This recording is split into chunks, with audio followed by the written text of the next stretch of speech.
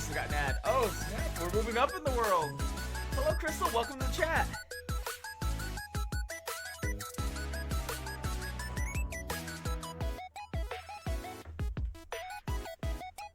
Okay.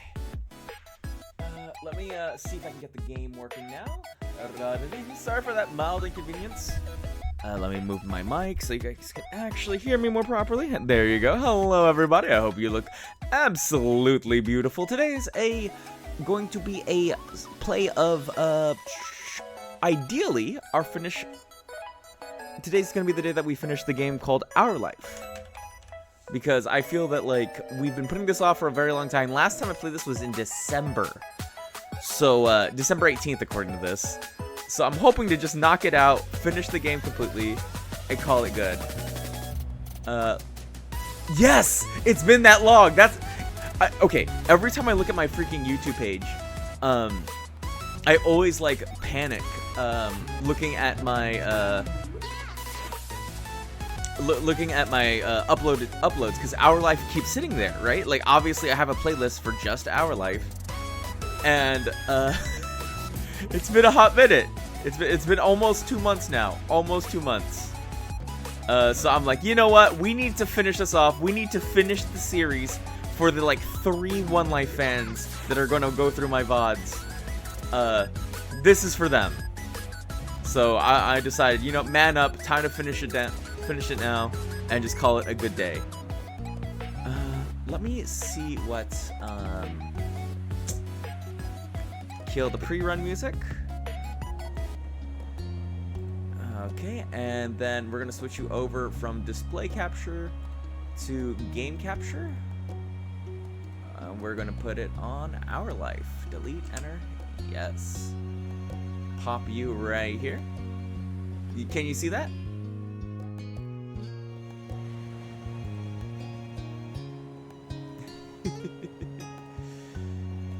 Oh man.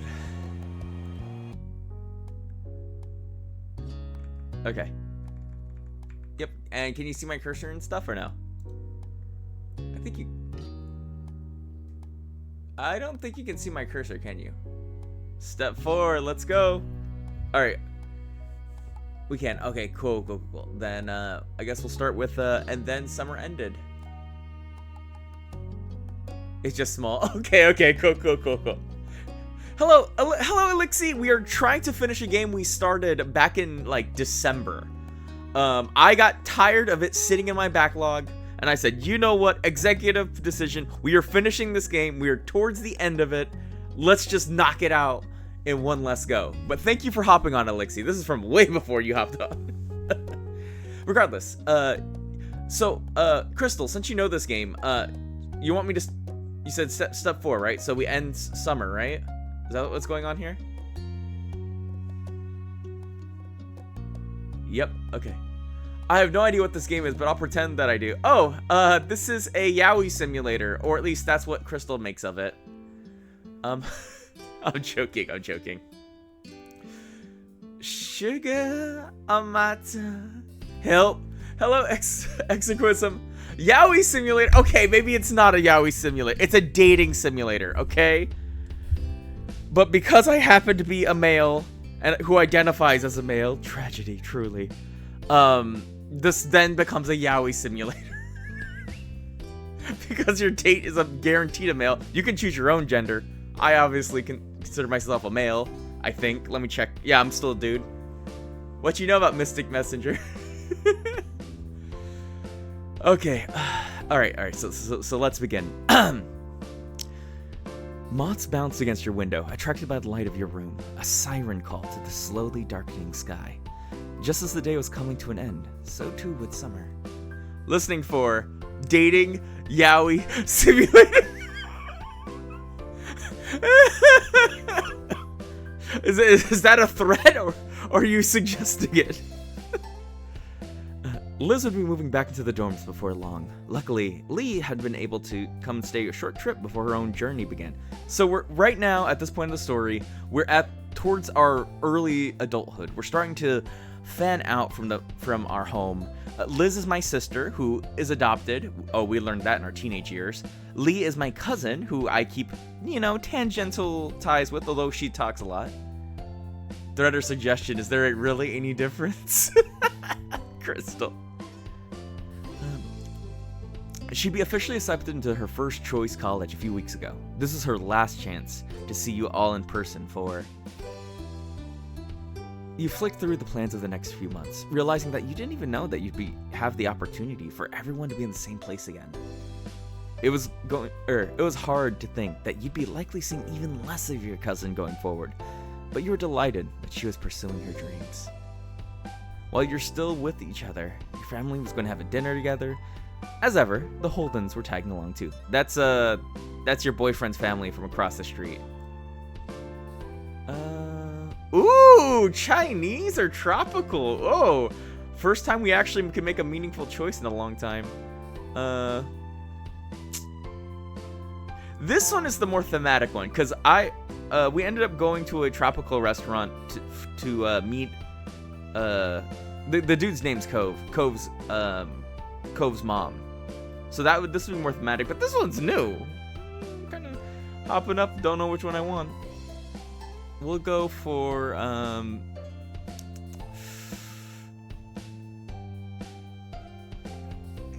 Chinese. God. Some of your families always enjoyed going ever since you and Liz were tiny. That long-standing connection made it a fitting location for the final meal out before Liz and Lee set off again. Technically, you were getting ready to go out, though your mind was only half on the task. It was a pleasantly warm evening, the kind that epitomized the vacation feeling, and you were in no mood to spoil it by rushing around. While idly gazing at your room, you spotted a cluster of unopened envelopes. That must have been left by your parent, or by that must have been left for you by a parent earlier. You headed over to the table to flick it through anything of interest. As a child, any correspondence felt exciting due to its rarity. You recognize now that most of it was mundane, but you were checking any mail you had more regularly as of late. Is this DDLC but boys? DDLC? I don't know that. What is it? Do I want to know? Is it Twitch? Is it Twitch safe to discuss? I think that's the most relevant question. Oh, Doki Doki Literature Club. Yes. No. Yeah, probably. Okay. I had to think about that. I thought this was like some Love and Deep Space kind of stuff right now. There was something that you were expecting. You stopped at a crisp white envelope. The logo proudly proclaimed the sender, a school you applied to. You took a deep breath and read it. This next step would take nerve. You closed your eyes as you breathed deep, the air slipping through your lips as you opened your eyes once more. You pulled apart the glued flap on the front of the envelope and extracted the letter. Your eyes darted over the message, rustling past the pleasantries to get to the heart of the matter. Yeah, same thing. Pretty relatable on that one. The blood pounding in your ears deafened you to the world outside that was contained within these letters. Your heart skidded to a halt as you read your verdict. You'd been accepted! You were ecstatic! Bouncing on the balls of your feet, you pressed the letter to your chest as your excitement bubbled over. You had to tell your family right away. You tore down the stairs, your feet barely touching the ground as you leapt from one step to the next. Your arrival, which... Education, yes! Skittles. Education, yes. Your arrival, which compensated for the excessive speed by creating a riot of noise, caught Mom's attention. Oh, by the way, we have two lesbian moms. Just so you know, their names are Mom and Mommy. Someone's hungry? Her eyes were twinkling, amused, as she let you catch your breath.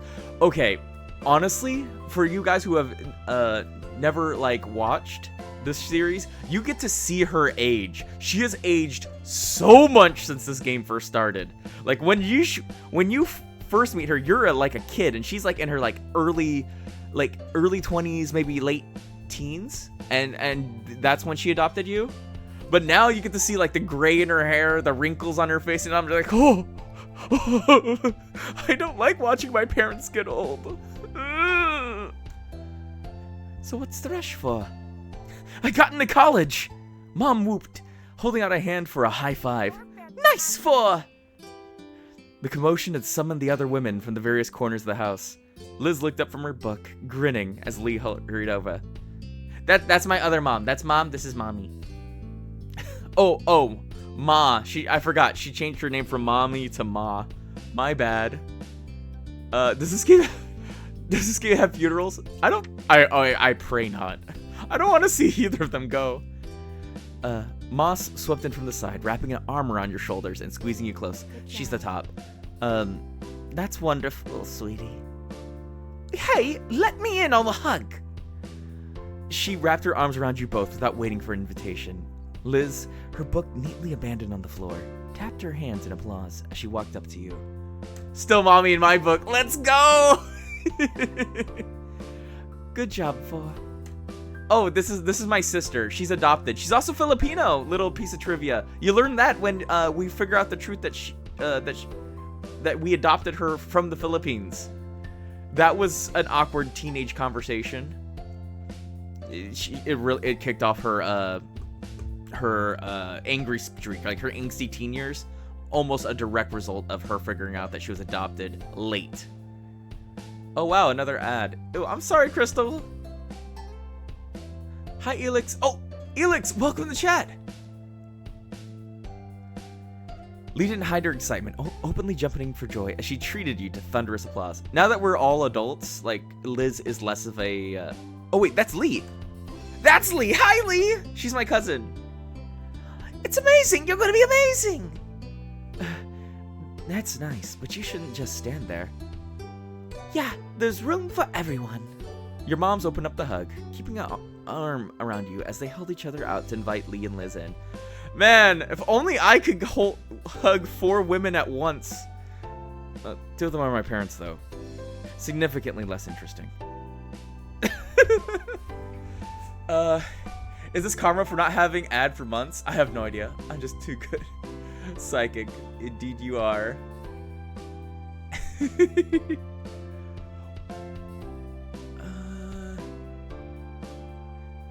Giggling, Lee dove into the hug. Liz rolled her eyes, but allowed herself to be beckoned into the group hug. Your mom squeezed everyone together tightly. Your mom's long hair brushed against your face as she turned to check the clock. Let's go. We can take this party out on the road. We got to head out for dinner soon. Nodding, you're aware that your attempts to finish getting ready had been cast aside in favor of congratulating you. Hey, I have a couple more things to do first. It won't take long. You hurried back upstairs. The getting ready to go out was an issue at the hand. You couldn't stop your thoughts from drifting back into the future. Lee is our cousin. Lee is our cousin. So, you can hug 4 women for once. You'll turn gay. Look at 4. Hey, this voice you're doing for Mom is very fun. Yeah, to differentiate Mom and Mommy, I gave Mom a British voice. Your mom is buzzing over the news you received and everything that would soon unfurl. Technically speaking, this game takes place in California, I think. It takes place in California. Everyone piled into the car, and while it was marketed as being suitable to hold 5 people, in practice it made it for a very tight fit, especially for 5 adults. Your moms, sitting in the front, were fine. You, Liz, and Lee were squished in the back, Lee in the middle, wedged between you and your sister. But Mom was an excellent timekeeper. Thanks to her efforts, you pulled up near the restaurant on time. In the process of getting out of the car you're doing wonderful. Thank you. Getting out of the car was slightly easier than squeezing into it, with much less coordination required to release seatbelts than secure them. You gave Lee a hand as she clambered out from the middle seat, then headed into the building as a group. A waiter greeted you as you entered. Ma let him know how many of you there would be in total, and he went to arrange a table that met your needs. He returned promptly to guide you to your seats. You perched comfortably in your chair, your head held aloft as if buoyed by today's good fortune. Your family settled down all around you, all cheerful and looking forward to the evening ahead. Oh yeah, as in the 90s or 2000s, because they used to be old. Yeah. The game starts in the early 90s, which, interesting point, they actually do comment that, hey, like, your moms don't wear rings, and then eventually when you're like a teenager, they finally get married. I was like, oh, because they legalized it in like the early 2000s. Half joking. Wait, is this real life reference? Well, the game takes place in like 90s California. So yeah. In the 2000s, that's when gay marriage got legalized. So it references that. Never been to Cali. Oh, very hilly, very pleasant. All I know is England. Okay, fair enough. Your drink's order had been taken while the Holdens came in through the door. The Holdens are the next door neighbors / boyfriend's family. They were pointed in your direction, though with Mom waving an arm in the air, it was hardly necessary. Cove and Mr. Holden came to join you at the table. Cove is boyfriend, and attempted boyfriend. We're not official yet. Okay, gosh, we've only known each other's entire lives. But and then Mr. Holden's his dad. As greetings were being exchanged, Cove took a seat opposite to you. It would have been left empty by unspoken acknowledgement that you and Cove would be wanting to sit together. Oh, the family knows. Friend's household, yet he hasn't confessed yet. Mr. Holden sat beside him. It's great to see ya. Glad you can make it. Hello, everyone. You wouldn't believe how hungry I am. You came to the right place then. There was some laughter, though Lynn's groaned playfully, shaking her head at Mom's sense of humor. Mad shippers, bruh. Yeah, it's true. Growing up, she'd have complained, and Mom would have responded by making another comment. Liz has mellowed her jokes over the years, but she still made a show of despairing at Mom's jokes. Her reaction to them has become a joke in its own right. Menus were soon passed around, and a temporary hush fell over the table as everyone read. It didn't last long, punctured by comments about what people had eaten here before and a light chatter about what we were considering tonight. Once the waiter had disappeared with their orders, Cliff piped up. Cliff is Mr. Holden's proper name. Okay. So, I got some good news. Kira is making a trip out here tomorrow. Cove nodded, turning from his father to the rest of the table. Yeah, we talked about it and figured this was a good time for everyone. And I'm pretty sure you can guess who's who, right? That's great. Everyone reacted positively to the news, though Ma looked wistful. It's a shame. If only we'd known. Here we are having a meal without her. If we waited one day, she could have joined us. Mom patted Ma on the back, gently nudging from the realm of possibilities and what-ifs and back to the evening that was going so well. Chin up. Lee and Liz will be here tomorrow. We'll just have to throw another get-together to keep the fun train chugging along. Mom smiled warmly, taking Mom's hand in hers. That's true. There's plenty to celebrate right now. But there'll be more good news and good times on the horizon. Right! And speaking of, that's not all we've got either. Mr. Holden's eyes were alight as he sat up straight in his chair, face angled towards his son. He barely let out a beat before nudging Cove with his elbow, pushing him up to follow up on the announcement. He was a picture of a very proud dad. Everyone, I'm pregnant! Cove shied from the limelight, ducking his head down and staring at his lap as he spoke. Well, it's just... I've switched over from working full-time instead of only part-time. Also, I've been looking at apartments. There's a few I can choose from. He flickered his gaze up at everyone at the table, a smile creeping over his face. I'll be pretty busy going forward. Apartments. He was moving. Cove was going to move out of his dad's house. After 10 years, he wasn't going to be your neighbor anymore. Mr. Holden gripped one of Cove's shoulders and gave it a loving shake, His excitement could not be contained. There you go, Pops. I appreciate that. Incredible! Cove's actually gonna make it to adulthood! It's a miracle! Mr. Colden leaned in his chair, staring up at the ceiling in mock wonder. I'm so glad. I wasn't convinced I'd be able to rear a kid all the way to this point, but thankfully, I lucked out and got the best boy a dad could ever ask for. Dad? Cove blinked his vision with his hands on the sides of his face, temporarily blocking his father from sight. No more gay neighbor friend, very true. Despite his genuine bashfulness, which left him unable to meet anyone's eyes after all the attention thrust his way, he was happy. Thanks. I was really lucky too. You're a good dad. Come here!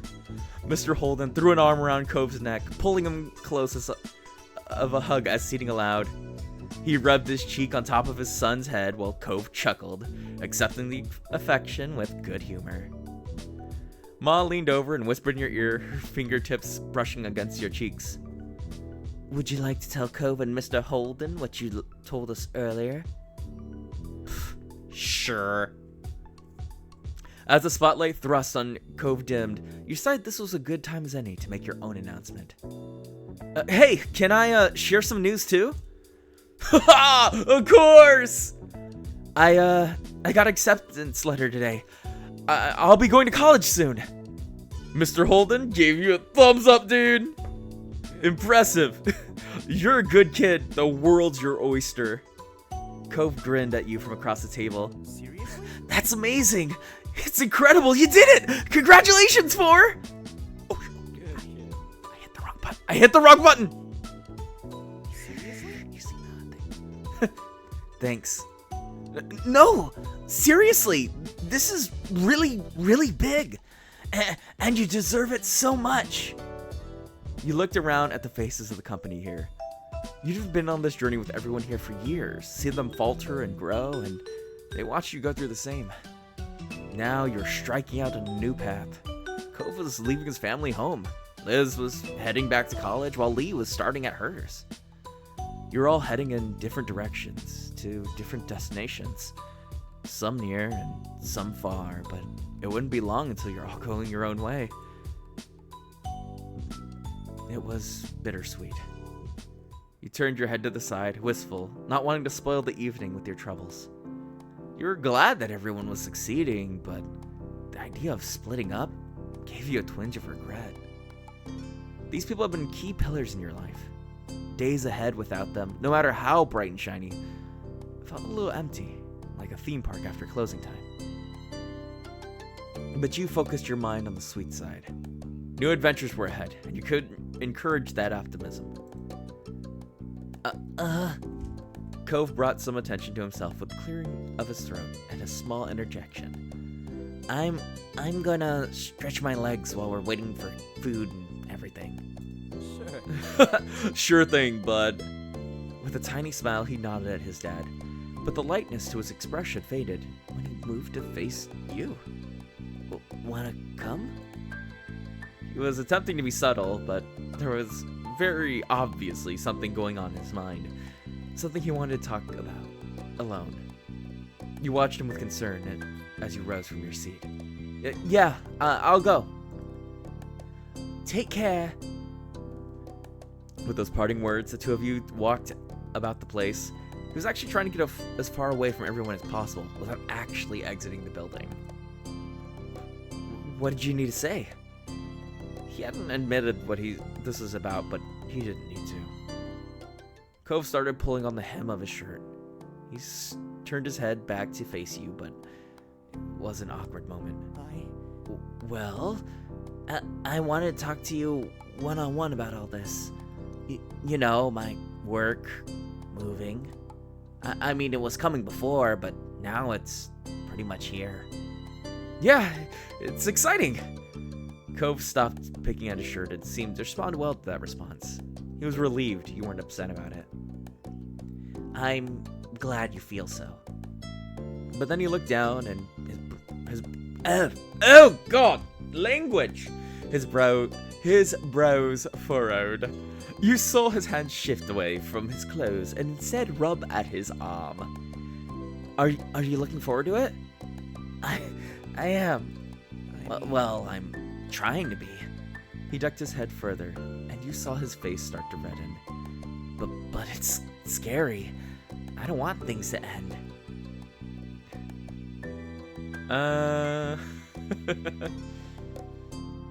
You're gonna do great things. You're so nice to me. Four couldn't speak, so he turned British.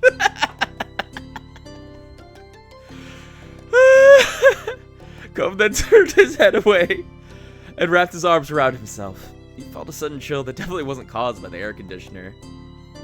I was, just thinking. Are we really gonna stay friends? His words came out hesitantly. He didn't want to ask this. He didn't want to know. That's... I'm not just talking about today, but forever. Always. Even if things change later. Right now, do you feel we can make it? Or do you think we can't last? That one day we'll have to move on? I would keep calm.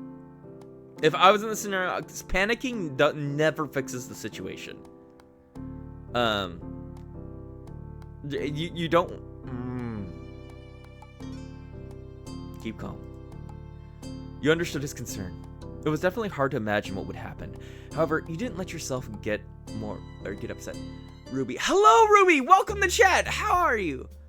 Hello, have you been? I've been fantastic! We're playing Yowie the game. It's great. Panicking just causes more panic. Agreed. Very much agreed.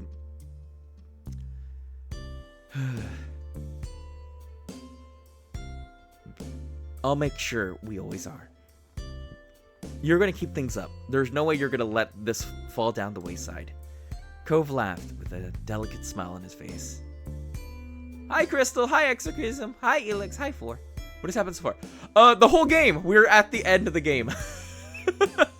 In short, my lifelong friend, which has been through every phase of life together, is moving away. And low-key, this is kind of like the moment where we're like, are we going to stick together? Are we going to break up? Because I'm going to college. You're going to go full-time job. My sister's going to college. Like, we're at that age where everyone's, like, flaking out and becoming adults.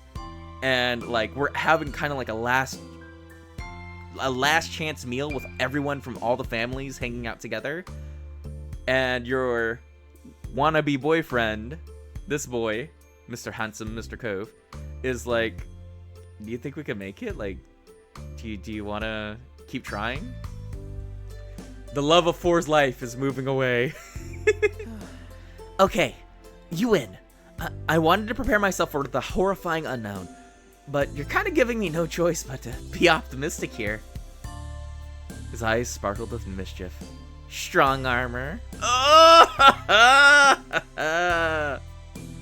Damn straight. Oh no, I can't believe you're forced to have hope about life. His lips twitched up at your sarcasm. Right? I know. How am I ever going to get past this? He gave a small smile and then stopped joking around. Thanks for listening to me, Four. It helped. He felt pleased that his anxiety had eased after talking it out. Cove watched you with affection, written plainly across his face. Four, you're just... So... Well... His eyes darted around the table full of your families. He was getting uneasy again, but it seemed determined when his gaze came back to you. Could we talk again? Even further away? Like, outside? You're intrigued and nodded at his words. Oh man, the one time I couldn't say no, they answered for me. No, I could have said no to this, you know. I could have said no to this. We can go. Damn. We can go. Thanks. It's important to me. With that, you left the restaurant and went out to the sidewalk. A couple cars drove by on the main street, and the breeze hit your face. Cove prepared himself to start to speak his mind. Should I wait for the people on ads? Actually, yeah, we're gonna wait 1 minute for the people on ads. I'm gonna go get my energy drink because I forgot to grab it, and that's gonna be my excuse. I'll be back shortly. If you need to use the bathroom or anything, now's the time.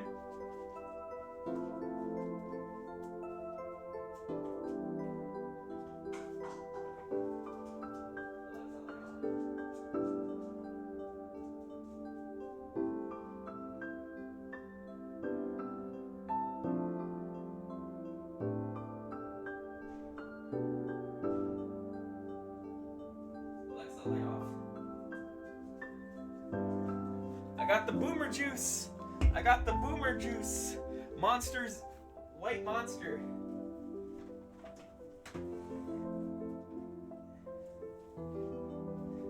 Okay.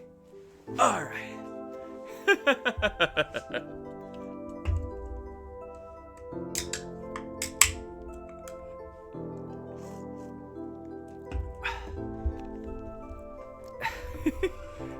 Crystal, you're the best for keeping chat lively when everyone's on ads. You're so precious. Okay, cool. So everyone should be back. So he asked us specifically to go meet him outside. So I'm expecting something big to drop because he didn't want to chat while our families were nearby. He wanted me one-on-one, isolated, outside, alone. We'll see how this goes. Whatever else he wanted to say after that was trapped in his throat. You watched patiently as his mouth slowly closed moments after nothing else followed. Cove took a deep breath and then another.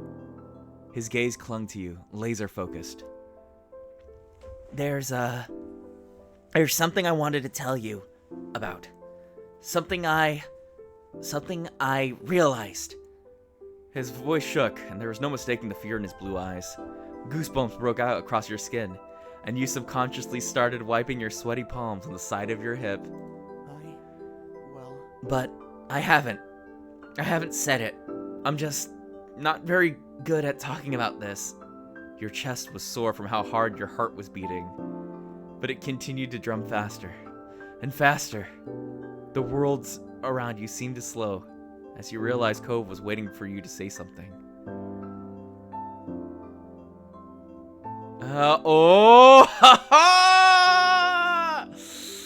Ooh, which one to go? Chat, I need your advice. 1 through 4, go for it. Pick.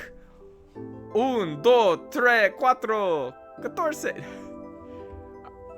Everyone pick one, just real quick, while we have time.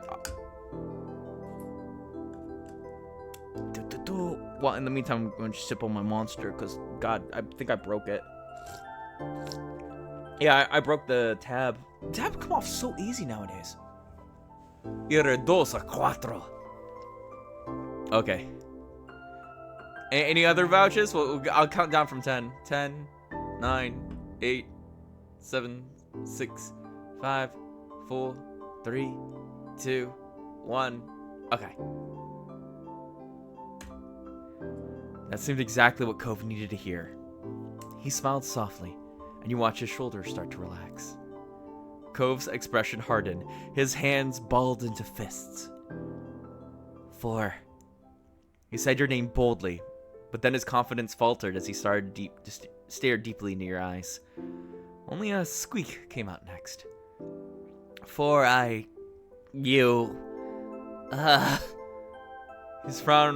He frowned wobbly and his face became dark red. It was plain on his face that his nerves were spiraling. He used the word his face twice in 2 sentences. Then Cove froze completely. You waited for him to compose himself. Instead, he crumpled forward, burying his face in his hands. He can't do it.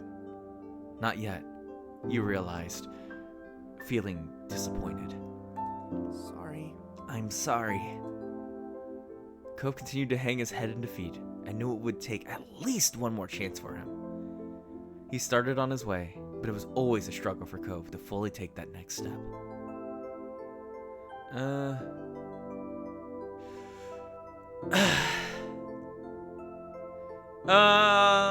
Probably 1 or 4.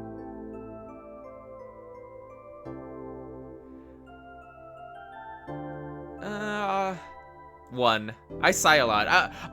as a person, I don't know if you guys notice this. I sigh a lot, like a lot. Like I just go, That's just me. That's how I live. I'm weird like that, though. You tried not to give away the disappointment in your voice. Cove didn't react at all. Seriously, it's okay. Awkwardly, you glance back at the restaurant for a moment, finally remembering what originally brought you to this place. We should probably go back inside, right?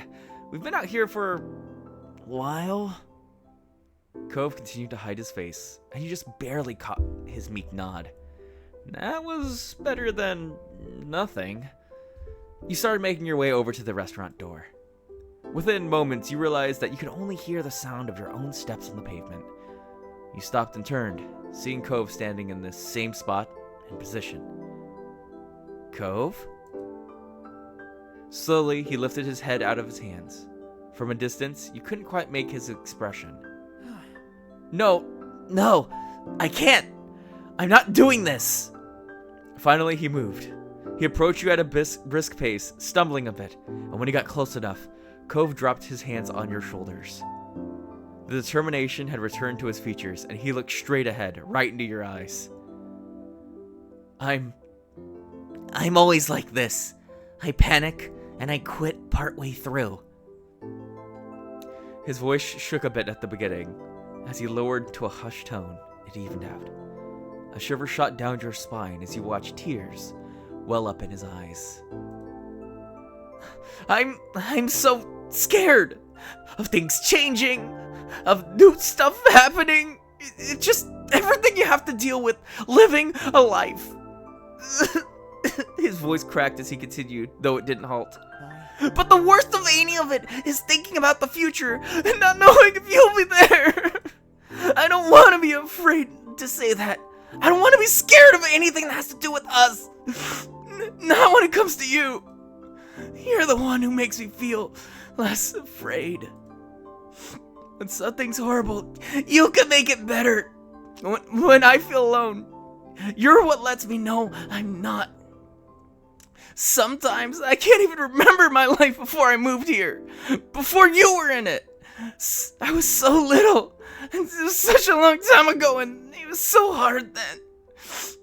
But I remember these days, when we were just kids running around the neighborhood. Even though I didn't think we'd even get along at first, it's still so clear in my head. It was like my life started over. It was like a new beginning, and nothing feels more right than you being right here. Not just back then, but always. As much as he tried willing and blinking the tears away, they won. Big tears bubbled and burst from his cheeks. I screwed up that. For I want to be with you. Finally! God damn, you can be a complete thwart. Damn! Oh. Okay, so this is like the top answer, the bottom answer, and the push away option. So, finally! You couldn't even imagine how long it's been since you wanted to hear those words from him. You felt like climbing to the top of the closest car and shouting to the world how much you want Cove Holden to be your boyfriend. Cove's eyes widened, his breath hitched. You could feel his hands on your shoulders begin to tremble. The way his expression twisted, you knew he was struggling to put his thoughts in order. You wondered if he believed in the last few minutes actually happened. Is this really alright? And that's all he could muster in the tiniest whisper. But you knew the weight of those words. You had a long history, and this would change things. Your head tilted down towards him as you stared at him fondly, feeling your skin burn hot. Are we getting our yowie? Feeling your skin burn hot, and your heart beat a mile a minute in your chest. Of course it is. Cove let out a long, shaky breath. He still seemed to have difficulty believing in that he had spoken those words, and that you returned the feelings. If you want me, I'm a... Can I be your boyfriend?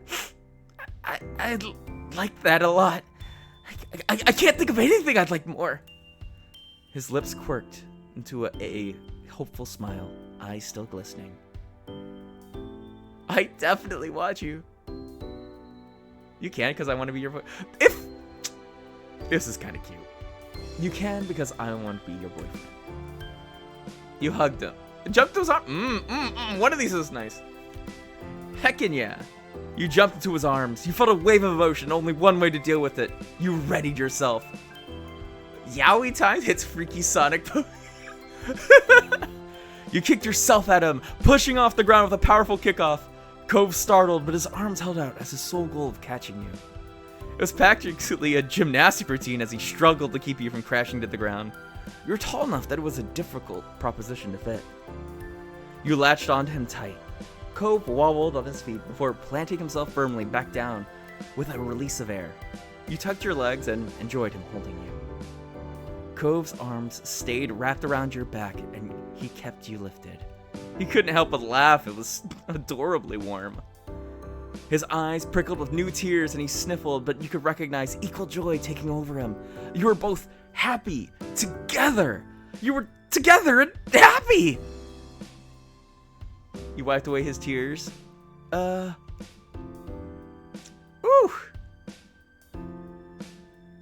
This is the good choice. This is the right choice. You carefully brushed aside the tiny water drops with your thumb. Cove bashfully leaned into your caress. Then Cove reached up to your caress your cheek delicately. He took a moment to simply cherish you. A peaceful smile grew on his face as his eyes sparkled. Our fan watching from the windows. Oh, nice! They finally accepted their yaoi selves. Can I kiss you? Your jaw dropped. No matter what else had just happened, that was not a desire you expected Cove Holden to be capable of vocalizing. You were completely floored. They knew for a longer time than we did. Yeah, dude. Like I said, this game happens like them across their lives. They've been shipping us for like the past like 5 years. No doubt. Like ever since we were teens, they started shipping us. Seeing your reaction made him realize exactly what he had done. He had seriously asked to kiss you. An intense blush covered every inch of his cheeks. An absolute embarrassment, but he didn't take it back. Damn.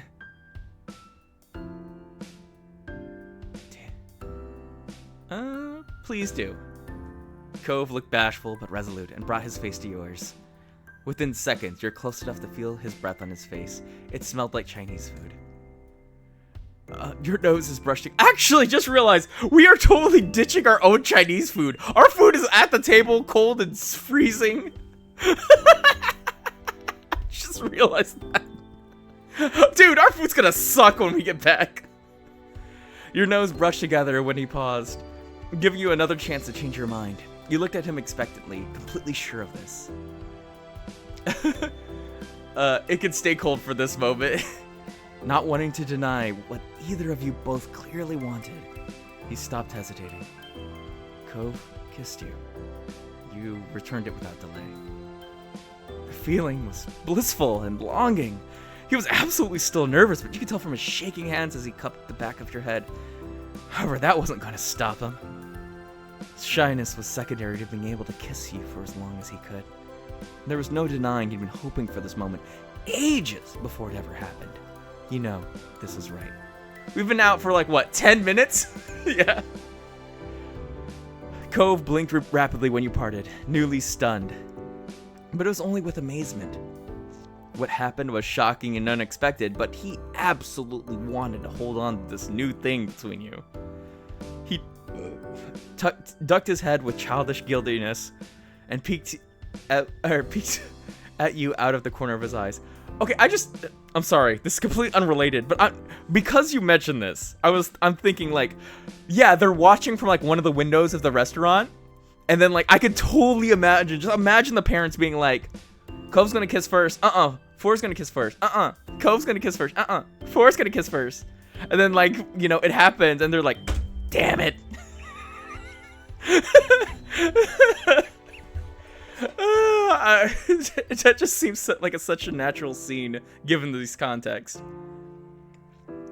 Thanks for giving me a chance to finally get together and say this. Definitely took you a while. Or... Oh, we're gonna have to tell everybody about this when we go back, aren't we? I don't think they'll be surprised. He smiled at you with an unabashed preciousness. You figured that even without your history, if anyone caught Cove looking at you like that, it'd be obvious exactly how he felt. The openness of his character truly had some delightful benefits. I bet our fan had a BET on, had a bet on when they get together. Oh, definitely. Somebody had, one of the parents had money on this. It's probably like $5, but somebody had money on this. You must have been making an expression equally as affectionate because he began to fluster again. He made some stuttering chuckles and then quieted down, his mouth forcefully staying closed. You both took a moment to process. After 10 years of being together, you were officially a couple now. After all that, you both had finally made it back inside the restaurant. Cove was clearly nervous. Now that you were together, your families are going to have to hear about it. But with you by his side, he continued forward. You can feel eyes on you as you took your place at the table. They didn't wait long to start asking if you were alright and what had happened. It didn't help that Cove's face flushed immediately over the attention. Somebody making $300 this day. The winner should be Lee or Liz. 100%. The winner is definitely Lee or Liz because they know us and Cove the best. So one of them would definitely have won hard. Like they said, they're gonna kiss like this, and he's gonna jump when he does it. Like just perfectly nailed it. They know our drama and tea. That is true. Out of the corner of the eye, you glanced at Cove. Your face betrayed you. It burned red hot with excitement. He was your boyfriend, and that only made your family want to pry more. Cove steeled his nerves and faced the small crowd. Well, the truth is, Four and I are... The grins were already beginning to appear around the table before he could muster a full explanation. He swallowed hard, stealing a glance at you. A couple now. We're dating, though we haven't gone on a date yet. Exactly. It's just, I'm his boyfriend, so, yeah. Oh no, the ad! I should have stalled the ad. These MFers.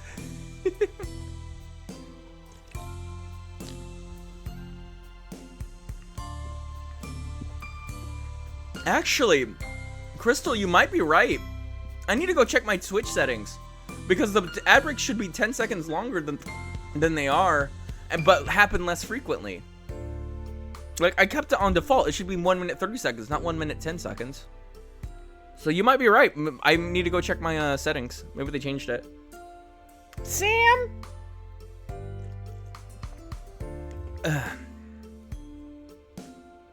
Let me, how do you go back? I forgot how you go back.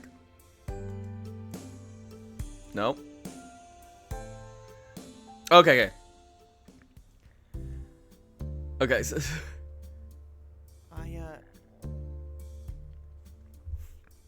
I'm going to go back specifically for the people who went to ad because we're at like a very, very pivotal moment right now. So I'm going to make sure that the non-viewers. Welcome back, everybody. Sorry, big moment. Didn't realize the ad went off. So I scrolled back specifically so you guys can get back in the know. Okay.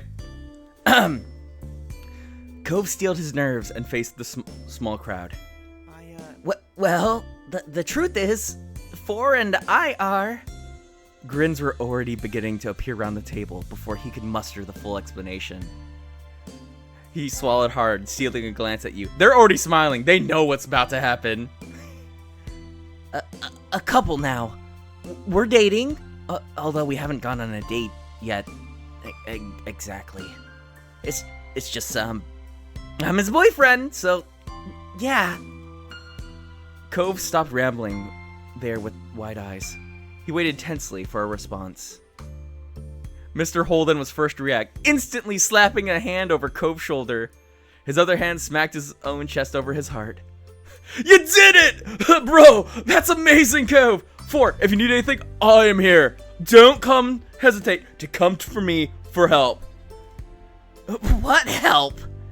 Son, I'm so happy for you and 4. Of course, just take care of yourselves. This is either heading towards the breakup of a lifetime or totally a wedding. And I'll be there for either. Oh my god, Dad! Cove covered the side of his head that was facing Mr. Holden with a hand and sunk lower in his chair in some desperate attempt to put distance between himself and his father's words. Don't jinx it, Mr. Cliff. That is 100% true. Like, he's like, it's gonna be a breakup of a lifetime. Who wants to hear that? What kind of support is that? But he is supportful in spite of it. Maybe that was supposed to be a joke, but don't jinx it, old man. Meanwhile, the women in your family all burst into laughter. Oh, pull back those reins a little there, Cliff. They're not the ones to rush.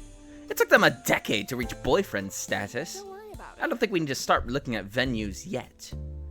Exactly. This is wonderful news. Oh god, what was her accent? She's supposed to be seductress, right? Like, that's the accent. Exactly. This is wonderful news.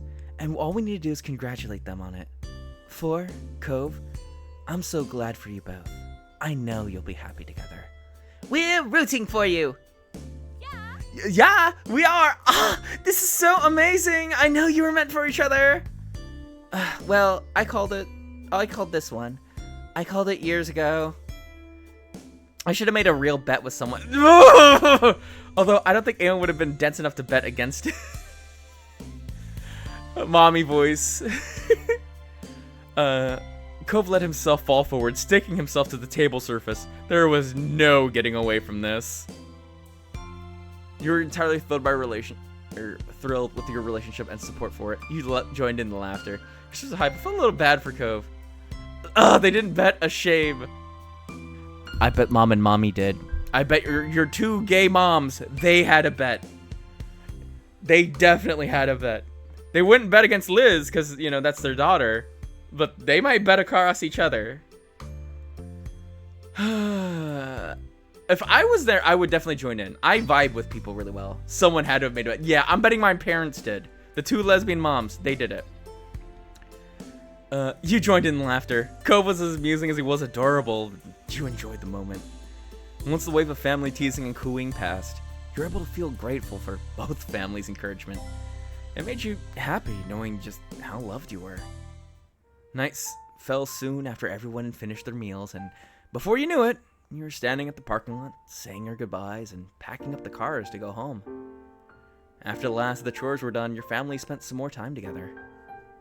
The rest of the night felt like it was going by in a blink of an eye, and somehow time came to retire to your room for sleep. You pulled your covers up under your chin and settled down for the night, getting warm and cozy. As your head sank back in your pillow and you closed your eyes, your mind drifted back to everything that happened that day. You could see it all now, behind your eyelids, as though you were experiencing it all over again. And then the image of Cove popped into your head, and you smiled softly to yourself.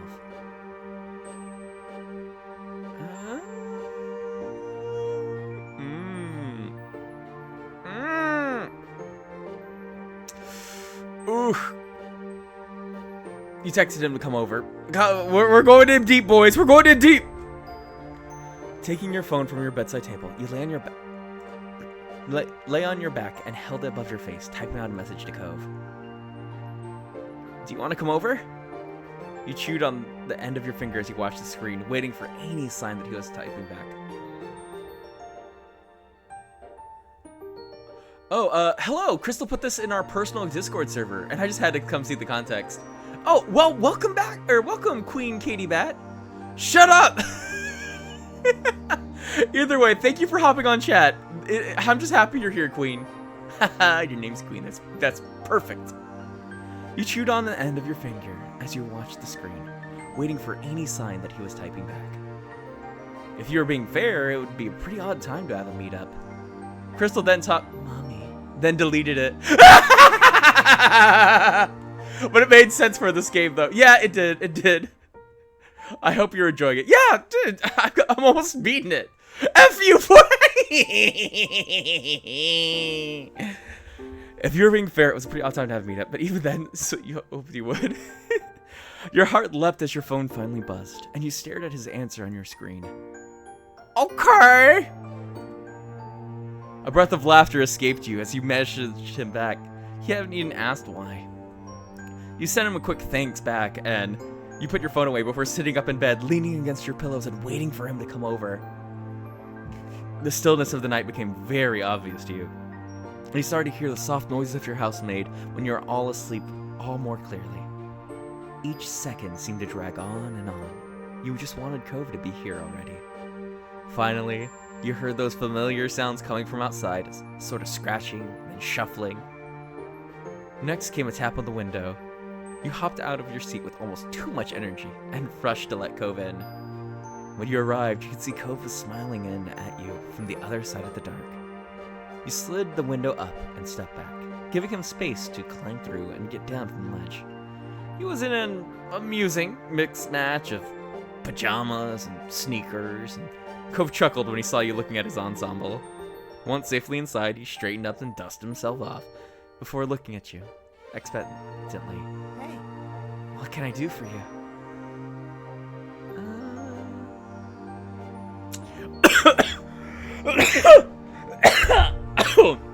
Oh god. This is really clever. Because he was afraid that he would say that he was going to be alone. So using this actually flips it back on him. Oh, I was just choking on my monster, that's all. So this is actually really smart, reflecting his words against him. He frowned, his eyes pinching together in concern. Bitch, you're the one who said that. You should have took that in humor. Is everything okay? Putting a hand on your shoulder, he locked eyes with you. Yeah, I'm feeling better. He sat back a little, giving you a fond smile. The bed sank under Cove's weight as he sat down, his eyes firmly fixed on the ground. His hand shook where he held them in his lap. He was nervous. I'll stay as long as you want me to. I never understood why they made this thing of him going through our window. When they gave us the option to put potted plants there, they must have fallen over once before. Yes! Also, he's done this so much at this point in the story that, like, at one point, maybe in our teenage years, he should have, like, damaged something doing this. Like, either damaged the roof, or the window itself, or the window frame. Like just something, given its frequency, should have broke. I'll stay as long as you want me to. Really? Yeah, really. Oh, this is the right line! This is the right line! There is no other option. This is the only correct option. The Romeo plot armor. Can you stay the whole night? Of course. Of course. You smiled, feeling relieved that he agreed, and he grinned back. You could always count on him. It wouldn't have been the first time I've slept in your room. You snickered, feeling pleased with your direct decision to do this.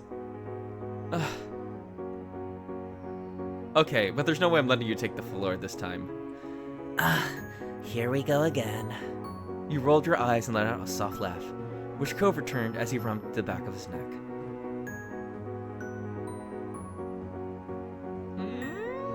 We should just share the bed. Cuddle time! Yes! There's only one answer. Those other options are jokes. We're already official at this point. Why wait? I mean, yeah. I guess we could do that. Nothing's stopping us. Holding back your amusement, you tried not to grin at his bashfulness. He obviously hadn't thought it through completely, but at least he was up for it. We're gonna share the bed. You could hear him the tremble in Cove's voice as he held his hands together to keep them from shaking. Actually, maybe not. His eyebrows rose how quickly he changed his mind, but when you saw he was serious, you let out a sigh. I'm sorry. I'll do it. I can do it. I want to do it. I just need a second.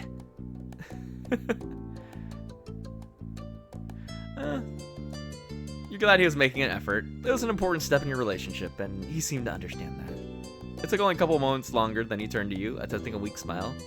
Ready? Yeah, let's get in there. He took another deep breath and you slipped under the covers, making room for him to get in after you. He's such a loser, I love him. He is. He gets flustered quite a lot from what I can see. Yes. Laying straight as a steel rod. Cove tensed up. I love the room. Oh, hi Skulls, welcome to chat. You actually get to customize your room. I chose the layout. Cove was really into aquatic animals, so we went with an aquatic theme. Yo, hi Dragon, welcome to chat, Dragon. Oh please, if it's humanly possible to super red, he would be super red. hey, Dragon, hey. Dragon! You're a beautiful person. I love you. You're beautiful. Thank you, Dragon. You're the best. Tier 1 subscription. By the way, for those of you who don't know, Dragon here's a fellow streamer. She doesn't stream often, but she is one of my best friends, so much love to her. And Skull's here. I'm pretty sure you've all met Skulls, but you know, hey. Laying straight as a steel rod. Cove tensed up. Oh, by the way, I'm sorry, Tates, you came in at an awkward moment. We're about to yaoi, so it's great. No, I'm joking, but, I finally... God, this is so bad to explain. I finally confessed to my boyfriend that, my boyfriend finally confessed to me that, he loves me and that we should date. So we told our parents, and now this is the night after we told our parents that, that we, are dating. So about to yaoi's insane for. Words that only make sense for these games. Oh, hell yeah! Laying as straight as a steel rod, Cove tensed up beside you, so he was still barely breathing at all. He rested on your, you rested on your side and faced him. Your eyebrow pinched in the middle as you watched him. He looked back at you deeply. 4. All of a sudden, he started trembling and shaking more than ever, and he scrambled out of the bed. You bolted upright, leaning back on your hands as you stared at him in shock. Are you alright? Yeah, I'll be back. I just need more time. He ran a hand through his hair in exasperation and paced around the room, breathing heavily. God, this game's such a slow burn. You were worried for him, completely at a loss of what to do. As though he could read your mind, he spoke again. It's fine. Don't worry. He assured you between heavy, gasping breaths, but you were having trouble believing him. When he bent over, with his hands on his knee, what? Like he had just run a marathon, you're even more concerned. This isn't a problem, just a process. Slow burns are the best, hell yeah. It's only a slow burn because I kind of forced you to go slow burn route. Oopsie. It's fine, Crystal. Low-key, I'm loving it. Enemies the lovers are great too. oh, speaking of, for our Valentine's Day stream, we are going, well, I don't know if it's going to be the day up, probably the day before Valentine's Day proper, but we are going to have next week a Valentine's themed stream. And we're definitely going to do, I'm thinking date everything. The game date everything would be the best point. He held up a hand to reassure you. With nothing left to do, you sank down back into the bed and let him have the space he obviously needed. Yes! Yes! Okay, take all the time you need. And it did take some time to finish working out his nervous energy and steady his breathing to an even rhythm, but eventually, he collected himself enough to relax. Yes, please, that sounds wonderful. Let's go! You tentatively glanced over him, watching as he let out one last deep sigh before turning back to you. Can I come back still? Of course. You smiled reassuringly and shoved over to make space for him. He immediately perked up as he slipped back into his bed beside you, though he was still careful to not get too close. Thank you for waiting again, as always. He laughed shyly, his soft eyes meeting yours through the dim light. Are you okay? Are you okay? I am now that you are. He let out a deep breath, relief written on his face. Yeah, I am. He shuffled closer, an inch at a time, before nuzzling into your neck and wrapping his arms at your side. You let him hold you. The safety and warmth of his... Shit, I just said I'm on bottom. The safety and warmth of his arms enveloped you, and you exhaled a contented sigh of your own. The room grew quiet around you. The only sounds to be heard were the faraway crash of the ocean waves and your breath mingling in the small space between you. 4 is a bottom cannon. I hate you! Oh no, ad! Wait, no. There, yeah, the ad's going on. Oh! No!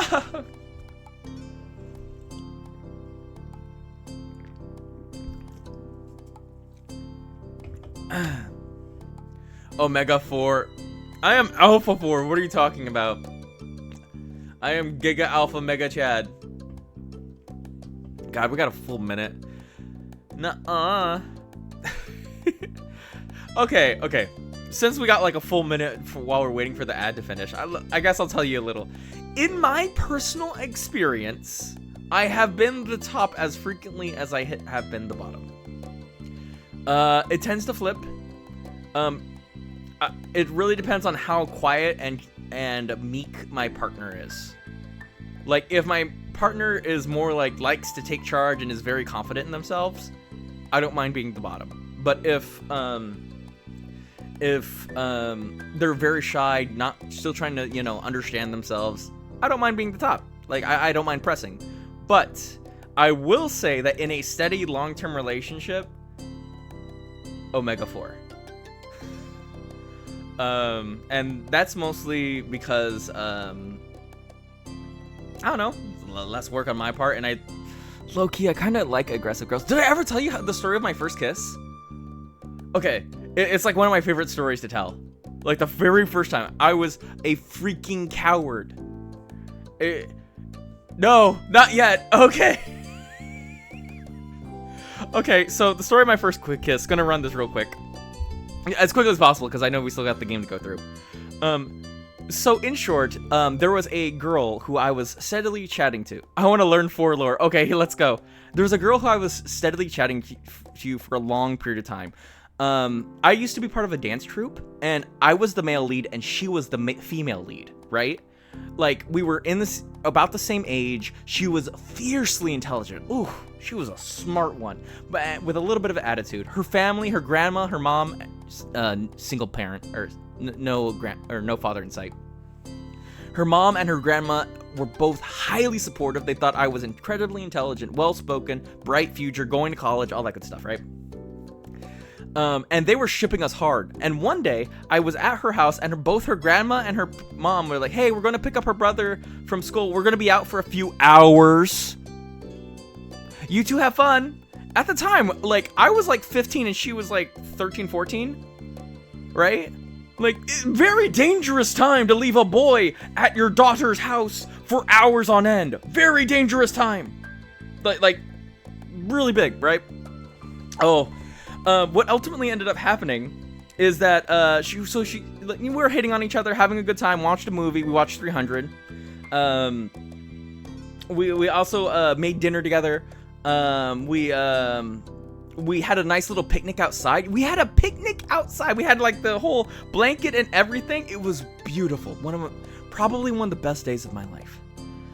And when things got to a finish, she's like, "Hey, I'm gonna go take a shower. So, I'll be back in a bit." And she left the shower door open.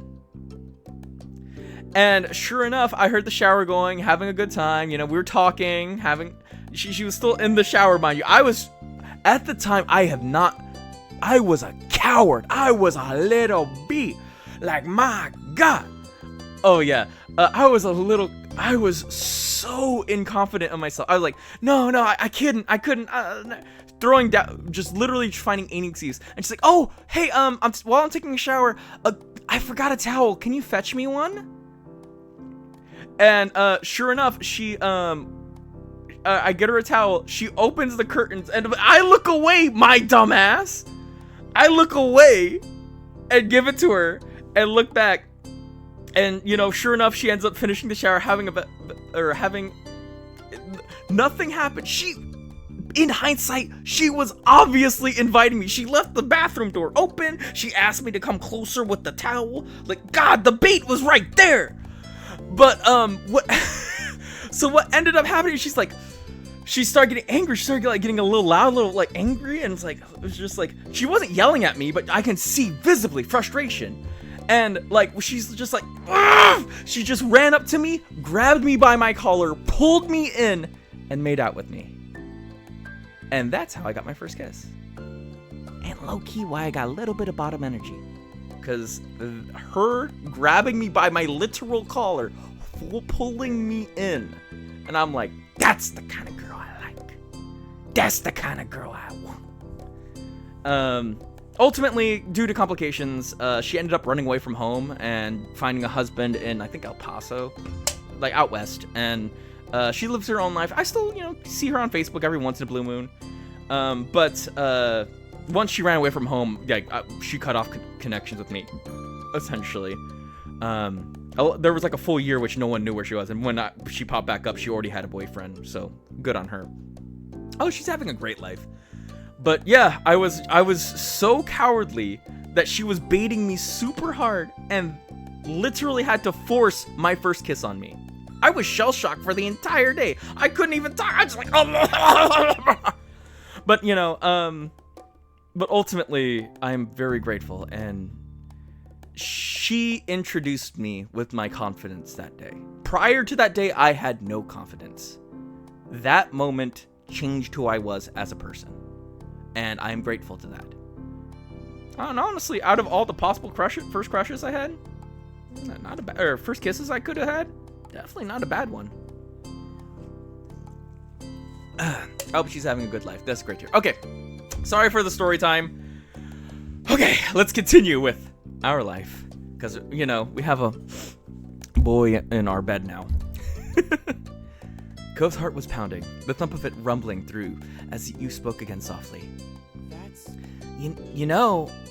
I'm not scared of you, right? It's just so many other things that scare me. I'm afraid of what if hypotheticals aren't actually real, but I think about anyway, and of nebulous concepts of what things mean, and that I can barely explain even to myself. Oh my god, I'm describing me prior to my kiss. And the story comes full circle. I'm scared of my own feelings and how much I feel them. And I'm afraid because tomorrow things will be different between us, but I'll be alone again. He held on to you tighter, his breath stuttering ever so slightly. It's normal right now to see you during the day and part ways at night.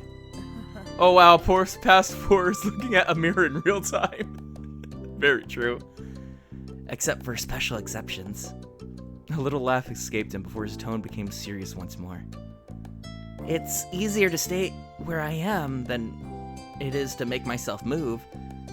To not take a risk and to not know what I might be missing, but...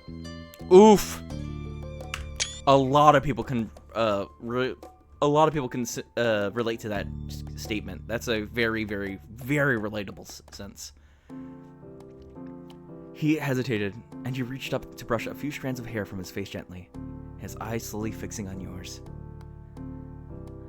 When did doing the easy thing get so hard? When it comes to you, I don't know how to stay still. I want to keep taking steps forward. Honestly, when I see your face or even imagine it, I want to start sprinting.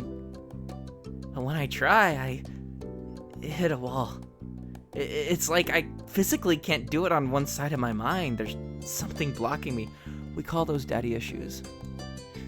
Or mommy issues in his case. And then on the other side, I absolutely can't stop myself from doing it. It never ends well. Always like this. I hate it. It's the most frustrating thing. Why do I do it every time? I'm annoyed with the way I am, so I have no idea how you stand it. Issues due to parental figures, definitely. It's because his mom left when he was young, so now that wall is always there, even though, you know, this is a time he should take it down. I'm sorry I act so split when it comes to, romantic things. I do not want to think you're rushing me when I know I'm giving mixed signals. I can feel that. And I don't want to miss out on being happy by being like this, but sometimes I still can't help it. So basically, what I'm trying to say is, I'm glad you've never given up on me. It means a lot. It means everything to me. That's who you are. I accept you. His eyes glossed over a little as he squeezed you closer to him and smiled. His heart rate finally relaxing to a normal rhythm. Night. Good night, Floor. Good night. He leaned forward and kissed you tenderly, his hands gently moving to the cradle, the back of your head. You're still smiling as you snuggled into him, getting as close as you could. Cocooned in his warmth, you easily grew comfortable next to him, feeling him ease you into you as well. Before long, your eyes were growing heavy, and you drifted off in a restful sleep, side by side. The next morning, you woke up from a comfortable dream. With a small stretch, you opened your eyes fully to the sun shining through the window. Shuffling onto your side, you notice Cove still beside you in bed, sleeping soundly. His arms continued to be draped around you as loosely as he snoozed. He must have fallen asleep that way. You smiled, remembering the prior night. It'd been nice to spend a night together, getting to be with him in a whole different way. You definitely can get used to it.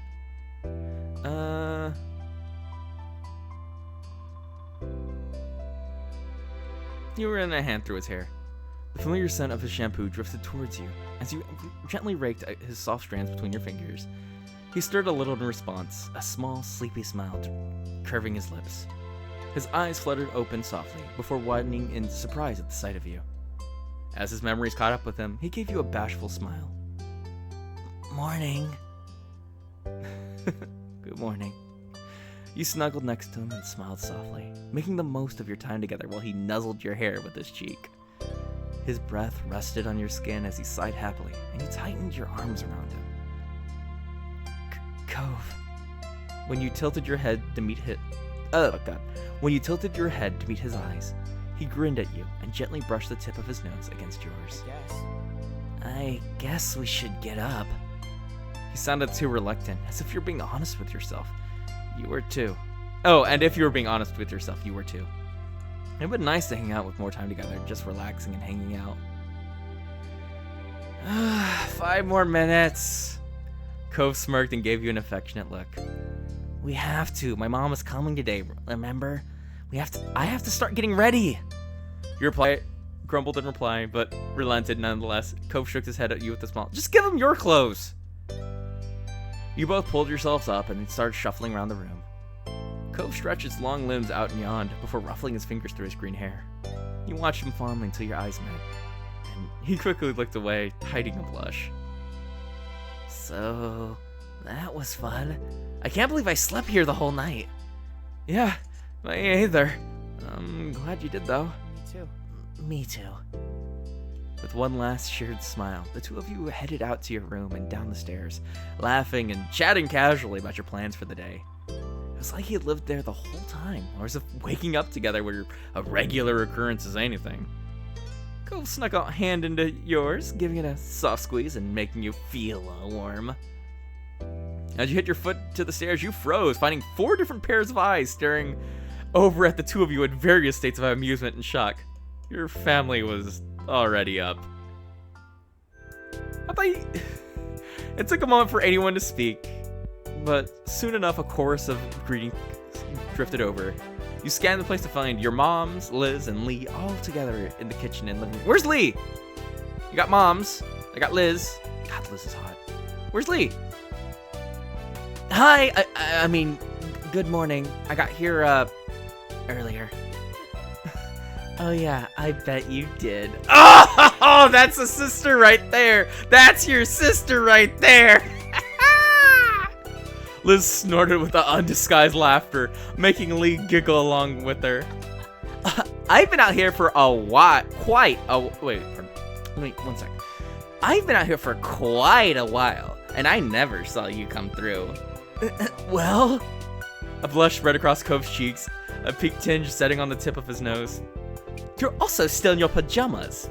You don't usually walk around town during the day in those, do you? Mom let out a little laughter of her own, and you gave her a look, to which she responded by clamping her mouth shut. Sister knows what's up. Yup. Look at that look. Cove looked down at his outfit, at his shoulders slumped in defeat as he hung his head to hide his very red face. Cove looked down at his Oh wait, I clicked on that word. You know, I always guessed you've been sneaking in Cove, but never could quite prove it. Mom nodded in agreement, nudging Mom's shoulder playfully as she headed over to stand beside her. That is something I wouldn't have bet against. Wait, was that Mom? Oh, that is something I wouldn't have bet against. Sorry. Liz tutted at the two of them and shook her head. You've definitely gotten too comfortable with their sneaky revelry. Very nice. Wait. That was Liz. That's sister. Okay. Oh god. This energy drink's got me tweaking. I am misreading everything. They're so embarrassing. They deserve each other. Yes.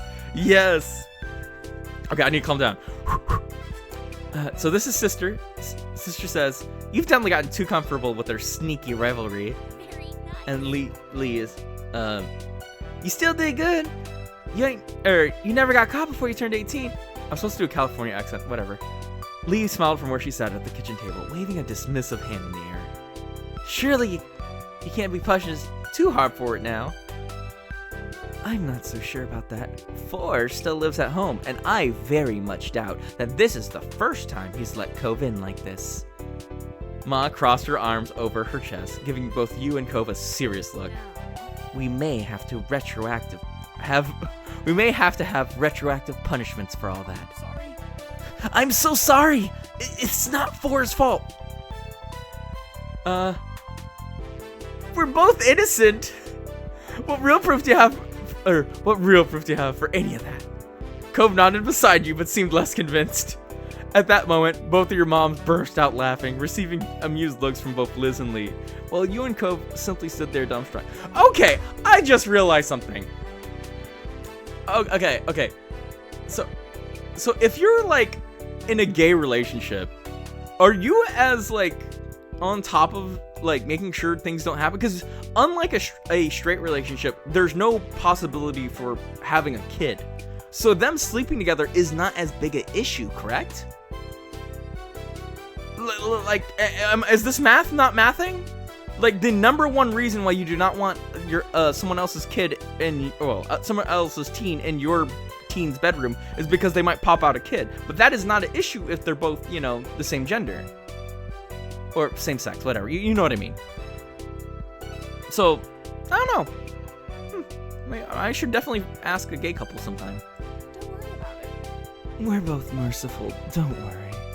Wait. Don't worry about it. That was Mom. We're both merciful, don't worry. That's true. You did indeed get away with it, but we're not going to make a little bit of summer you have left miserable over bedtime rule breaking now. Oh, that's true. Yeah, the more you think, right? The things you don't think of as a straight person, I say as I pull my boyfriend out of the bed. Besides, you're in good company. We're almost certain Lizzie has spent many nights sneaking out the old home phone in her room and staying up till dawn. At least you were in your rooms. Oh, so relatable. I used to literally be on the phone all night with like girls I liked. Oof. Excuse me, that's conjecture. They exchanged smiles before Ma turned at you again with a firmer expression. They were in their rooms, but I do worry about you coming in that way, Cove. It's dangerous. Especially because he's likely quite distracted and excited by thoughts of reuniting with Thor while climbing around in the dark. Mom joked, and they all burst out laughing once more, keeping Cove fully embarrassed. Cove leaned in closer to you and whispered quietly, a look of guilt settling over his features. I'm sorry, Thor. Don't worry about it. A knock at the front door caught your attention, and you were followed several steps behind Mom as she went to answer. It's his dad. He's like, where the fuck's Cove? Oh, nope! Mr. Holden and Kira were standing together. God, she's hot! God, that's a MILF if I've ever seen one. Ugh! Morning. Also DILF, but you know, less so. More the MILF. She's more down my alley than he is, obviously. Because, damn. Hi there. Surprised at the sight, Mom paused a moment, and then she pulled Kira into a hug. Meanwhile, Cove went through a process. Mommy number 3, hell yeah! Shock and excitement over her arrival rolled right into the awkward realization that he had missed her showing up at his house and by being at yours. It's been far too long. I know, time's been flying. Kira's gaze slid over to you and then to Cove. Her eyes sparkled with mischief and her mouth curled to a smirk. And it's so good to see my son, finally. Hello to you, 4. Continuing on his ride of emotion. God, she's hot. Cove's face slowly reddened. He couldn't quite meet anyone else's eyes, so he kept looking at his own feet. Sorry. Sorry, Mom.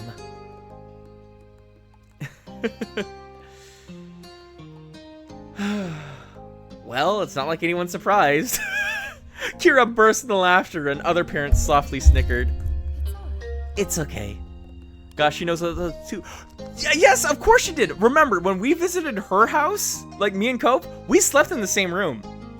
Granted, he slept in the bed, I slept on the floor, but we slept in the same room. I did not get the living room couch that I was expecting. Kira gave us back a few reassuring pats, but Cope's face seemed to get even redder. She grinned. My not-so-little mister is spreading his wings and his legs. I can't complain about that. Oh, good, look at that face. That's a face of a mom who knows what's up.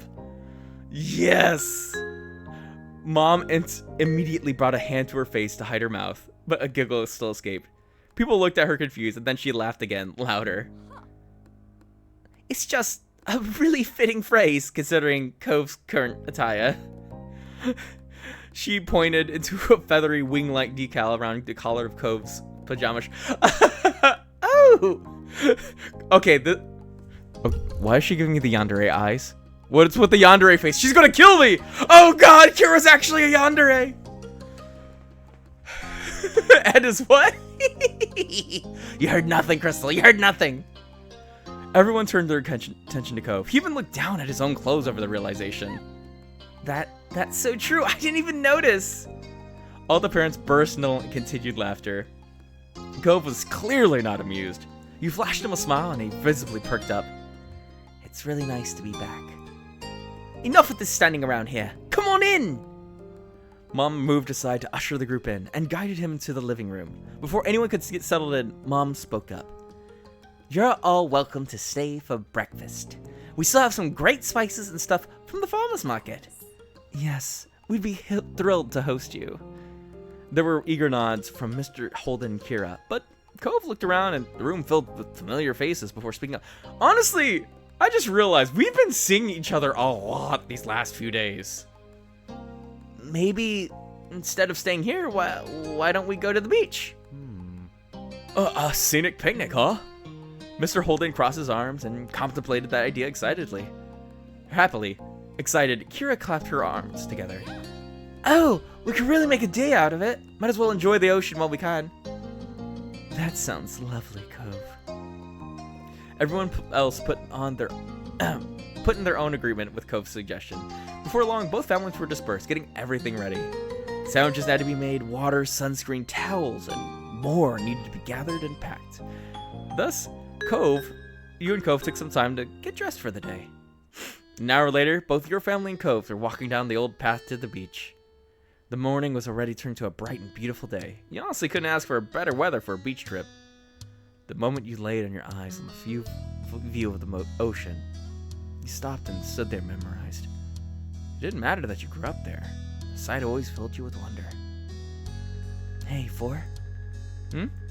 So? I was thinking about calling Terry and Miranda. See if they can come too? With pretty much everyone else is pretty much here, so Would your family mind? That's his coworkers and close friends. That'd be cool. I'll ask him. Or is it mine? My friends. Oh, they're my friends. It's been a minute. As soon as our GB patch finished the other Our Life game, I'm forcing play. What? There's another one? You're already excited at the prospect of seeing your friends today that you immediately dart away in the direction your moms went. Behind you, you can hear the familiar sound of Cove laughing. Hey, I have a question. Would it be alright if Terry and Miranda came by? I don't see why not. Ma looked to Mom to see what she thought, and she nodded in agreement. Mom then quickly shot a glance at Mr. Holt and Kira, knowing they likely heard everything. Cliff, Kira, what do you think? The more the merrier. Okay. Of course. Bro, they're welcome with me. Thanks. Delighted, you nodded and turned on your heels. Cove was still several feet away when Lee and Liz, likely... Cove was still several feet talking to Lee and Liz, likely about the same topic. Oh, Our Life Now and Forever? Oh, yeah, they're working on a second one. It's now and Forever. It takes place in the fall, and there's 2 love interests. And get this we can go the poly route. Oh, snap.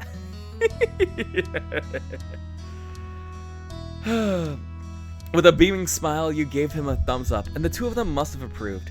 As Cove quickly got his phone out and started making the calls. With that, you turned your attention to helping set the picnic. Turned your attention to helping the picnic set up. You hurried over to your mom's and help put the. Oh my god! I think this energy drink's really messing with me more than I thought it would. This game's too slow paced for energy drink. You hurried over to your mom's and helped put the rest of the food out. In the moments, you noticed Cove was at your side.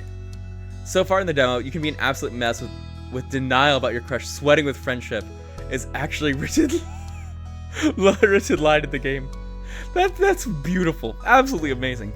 So what did they say? They're gonna come. Oh, cool. Thanks for calling them. No problem. No problem. I'm glad I thought of it. They'll meet us here later today. Shouldn't be too long. I can't wait. Once the setup was done, everyone got comfortable and dug into the food. You couldn't remember the last time breakfast tasted this good, but you attributed it to the gorgeous ocean view and soothing sea breeze. Morning swiftly gave way to afternoon, and a very recognizable face came walking down to the shore. Baxter seemed momentarily surprised to see you all there. He presently approached with a wave. Hello, folks. Oh, I forgot about him! Oh god, it's... It's the one who tried stealing us away from Cove. Oh, snap. What voice did I give him? I want to give like a snobby voice, right? Hello there. Didn't mean to intrude on the party. I was coming down to get some fresh air. Oh, you didn't intrude on anything. You're welcome to join us. We've got plenty of towels and food and sunscreen. Yeah, you're one of the neighbors. Kick back and relax with us. Sup, Baxter? Oof. Well, I can't possibly say no to that. Thank you. Baxter's gaze moved over to you and Cove. He smiled. For Cove, long time no see. Hi. You waved from where you leisurely sat, and Cove nodded. It was then that Baxter noticed the faces he didn't immediately recognize from around the neighborhood. He turned up his charm even more for his introductions. Excuse me, I'm Baxter Ward. I'm sorry we haven't met before. Well, I'm not typically from around this area, just visiting. I'm Cove's mom. A few giggles escaped Lee as she watched Baxter carefully. When this attention turned to her now, she held out a hand. Man, I just realized we have not seen Lee, like, since the start of this game. This is the first image we got of Lee that wasn't just, like, her face pic. Like, man, she's being done so dirty with her new design. Hi, I'm Lee. I'm For and Liz's cousin. Baxter shook it and then took a step back. Lee's smile grew. I'll remember that. Nice to see you both. After that, Baxter spent some time getting better acquainted with everyone, and Terry and Miranda arrived excitedly. You took a moment to introduce the three, and the conversation shifted to what you would all do next. In that case, We can do a few rounds of volleyball. There's plenty of us now. is that all right? Could I play? Oh god, I don't remember what name I'm just gonna read her line straight because I don't know what accent I gave her. And at this point, we have like literally 12 characters all in the same spot. Miranda brightened, delighted with this plan. Ma looked around to see if there were any other takers. I don't feel like playing. I'd have to change, but it'd be fun to watch. I could be the ref. My eyes won't miss a thing. Volleyball's a good idea, but there should probably be something happening for those who aren't a fan. Oh, we can go, or we can. I have some crafting supplies we could use to make jewelry. We could even use stuff like around the beach to accentuate them. Really? What? Really? I want to make a necklace. I'd be interested in trying my hand at that too. Absolutely. Impromptu crafting's my kind of party. I'd like to join too, please. Oof. Oof. Definitely going to do the volleyball. You looked at Ma, ready to jump into a competitive mode. She looked thrilled to have you on board. Miranda. Oh. What? Is someone a Miranda fan? I see you. I see you here. I'd like to play some volleyball. None of the plans were settled. The groups temporarily split in two. All right, sports stars. You're going to have to pick partners and then it's game on. Mr. Holden left the rest of you to deliberate and turned his attention to making a makeshift court in the sand. Well, she walked over to you and hooked her arm around yours. You laughed. I want to be on For's team. Oh, Mom! You paired up with Ma. Look, if we're playing a game, I don't care if my boyfriend's on my team. We're having fun. That's the main goal. All right, it'll be Ma and me. Also, this is the first time I think we've ever had to actually spend time with just Ma in isolation. Good on you, Ma. You want to have fun with your Ma. Cove put on his game face, not intending to go easy on you now that you're on opposite sides. Cove then turned to Miranda. He looked determined. Ready to win? Yeah. When Mr. Holden finished drawing the court, he went and fetched the volleyball from the various other supplies that brought you all here. Sounds like we have our teams all set, right? Yes. Yes. Good, good. Now, get to your sides. The four of you situated yourselves on the other side, or the other court with your partner. You know what I meant. Mr. Holden tossed the ball to Ma. Since this is all Noelani's idea, I think it's fair she gets to serve first. Is that her name? I don't think we've only used her name like twice this entire game. Thank you, Cliff. Noelani. Look at that. Yo, I'm starting. This boy's smiling. He's winking. Low key, starting to think maybe something happened back in the past. Maybe there was across those 10 years we've been together.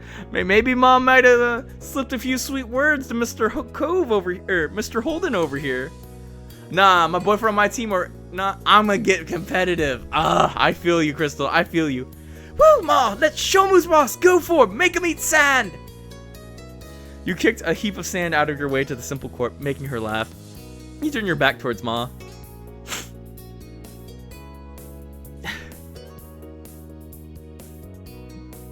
Good luck, Ma. Good luck to you too, but I don't think we're gonna need it. Wait, aren't I playing with Ma? I thought I said I wanted to play with Ma. Oh well. Ma flashed you with a playful grin and punched a fist in the palm of her other hand. Let's go! You were very amused at her show of confidence. I do that a lot. Whenever, like, I punch my palm a lot, like, way more than I ever did. It's how I manage stress, strangely enough. Remember, just because someone is your lover does not mean you have to hold back. Yep. With that, Ma got into position and delivered a practiced first serve. The game began. In the battle over the volleyball, both teams scored points. There wasn't a set amount to reach to end things, so it went back and forth for as long as everyone wanted to play. And the game went on for quite a while. Everyone got into it, especially with the cheers and added commentary. Liz and Mr. Holden made the whole game better with their humor and wit. From a distance, the jewelry making group would also cheer when they heard shouts coming out of the court. On top of that, they would hold up each newly made piece in the air, and the players would take a breather to applaud the creation. It wasn't until all of you were exhausted from running, spiking, and diving that a truce was called, and you enjoyed every moment of it. So, Ma is Noelani, and Mom is Pound. That makes a lot of sense because I I know that Mommy is Hawaiian, so having a name like Noelani makes a lot of sense. And Pam, yeah, they've Ma calls Mom Pamela a lot. That's why I always assumed she was the top. Oh, 1 second, my dog's having a nightmare. Let me wake her up. One of the downsides of having a deaf dog is that they're very prone to nightmares.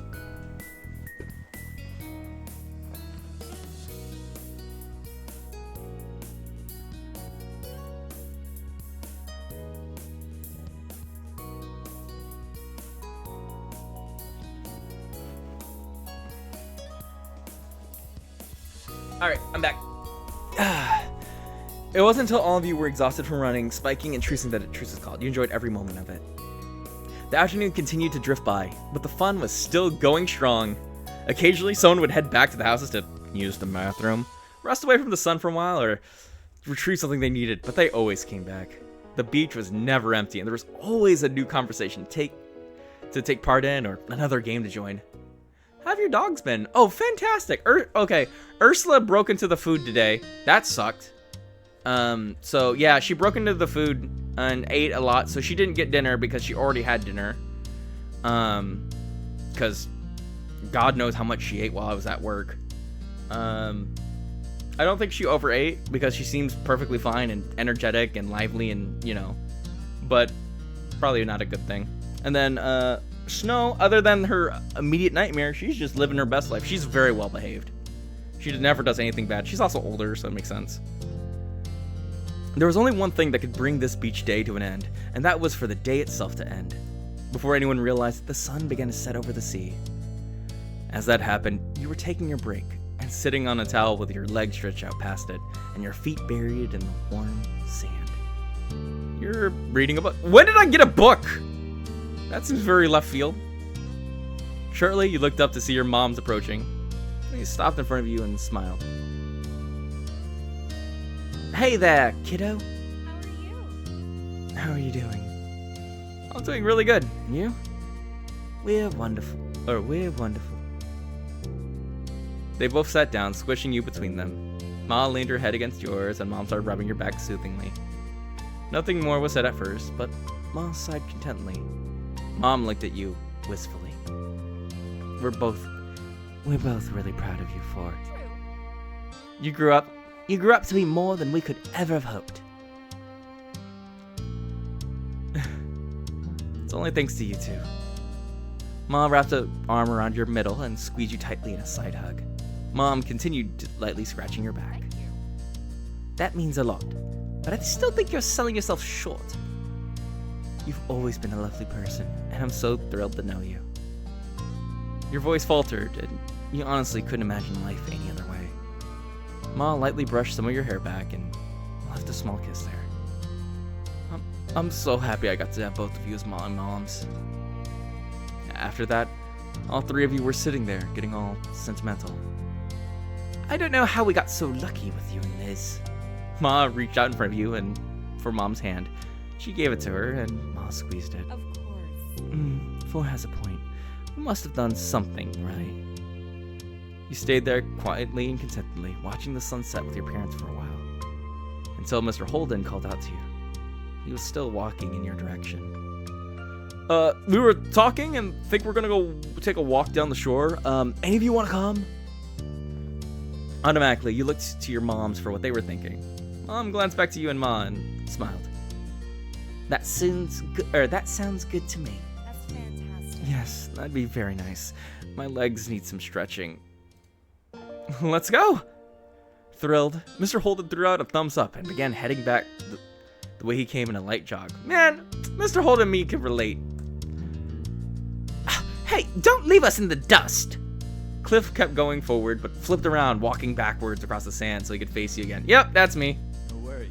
Don't worry, we wouldn't leave behind without you. Alright, we'll catch up. Ready to go? Uh-huh. Both of your moms held out a hand to you, chuckling. You gave them each one, and you strolled back to the rest of the group. When Liz was in reach, Ma used her free hand to pull her in too. Liz shook her head, but her mouth quirked into a smirk she couldn't resist. Together, as a family, you walked you followed behind each other's hand in hand.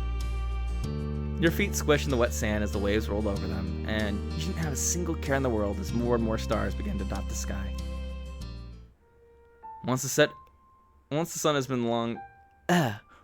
sun had long been out of sight, it's finally time to pack up. The closing of the day and ever-approaching end of summer seemed to be intertwined. It caused a quiet, reflective mood to blanket over the group.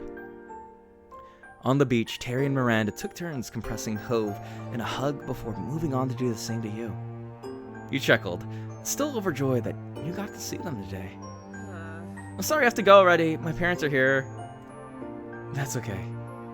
But I wish we could... oh my god. But I wish we could help clear all this up.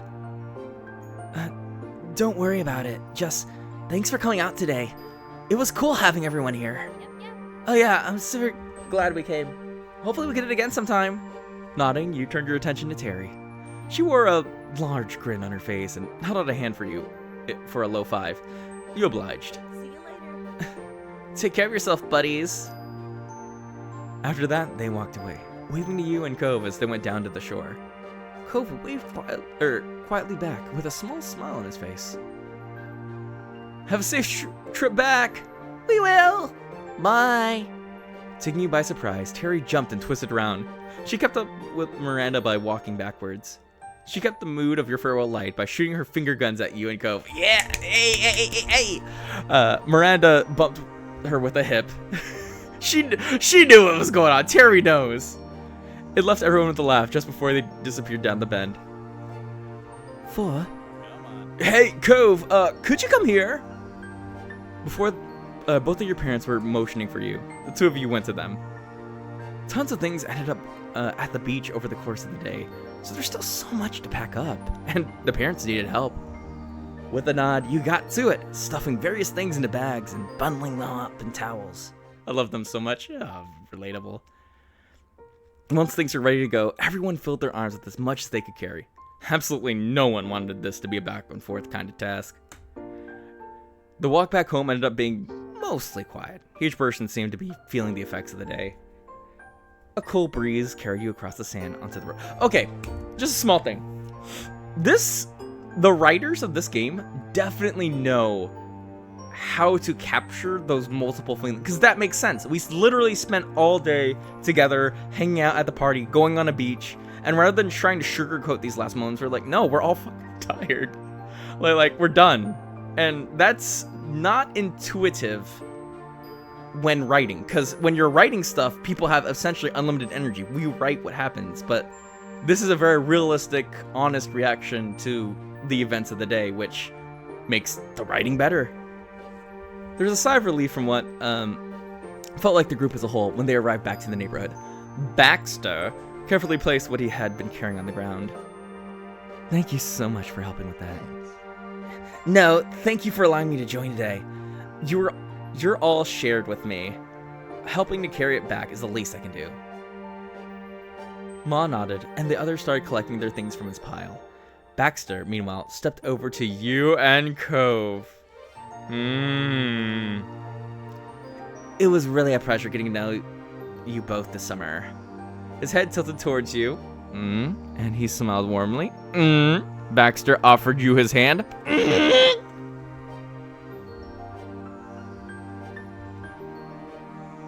Use your freer hand to shake his. You waved goodbye and said, you patted his shoulder.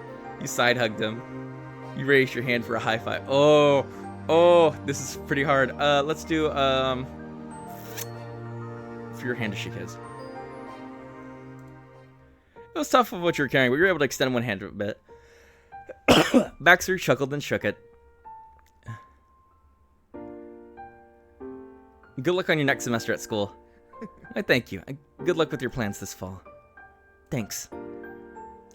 Baxter turned to shake Cove's hand this time. He was a little incredulous for a moment, but then Cove eventually shifted to what he was carrying and took Baxter's hand. It wasn't long, but it was a solid handshake. Baxter was clearly pleased. I wish we had more time together, but it was still a nice ride while it lasted. Would happily do it all over again. Bye, Baxter. Yeah, bye. Baxter nodded and walked a few steps towards his condo, and then he stopped and waved. Goodbye. Baxter sauntered away completely and disappeared into the condo to return to his own things, his time with you and your family and friends ending. You paused for a moment, staring at where he went.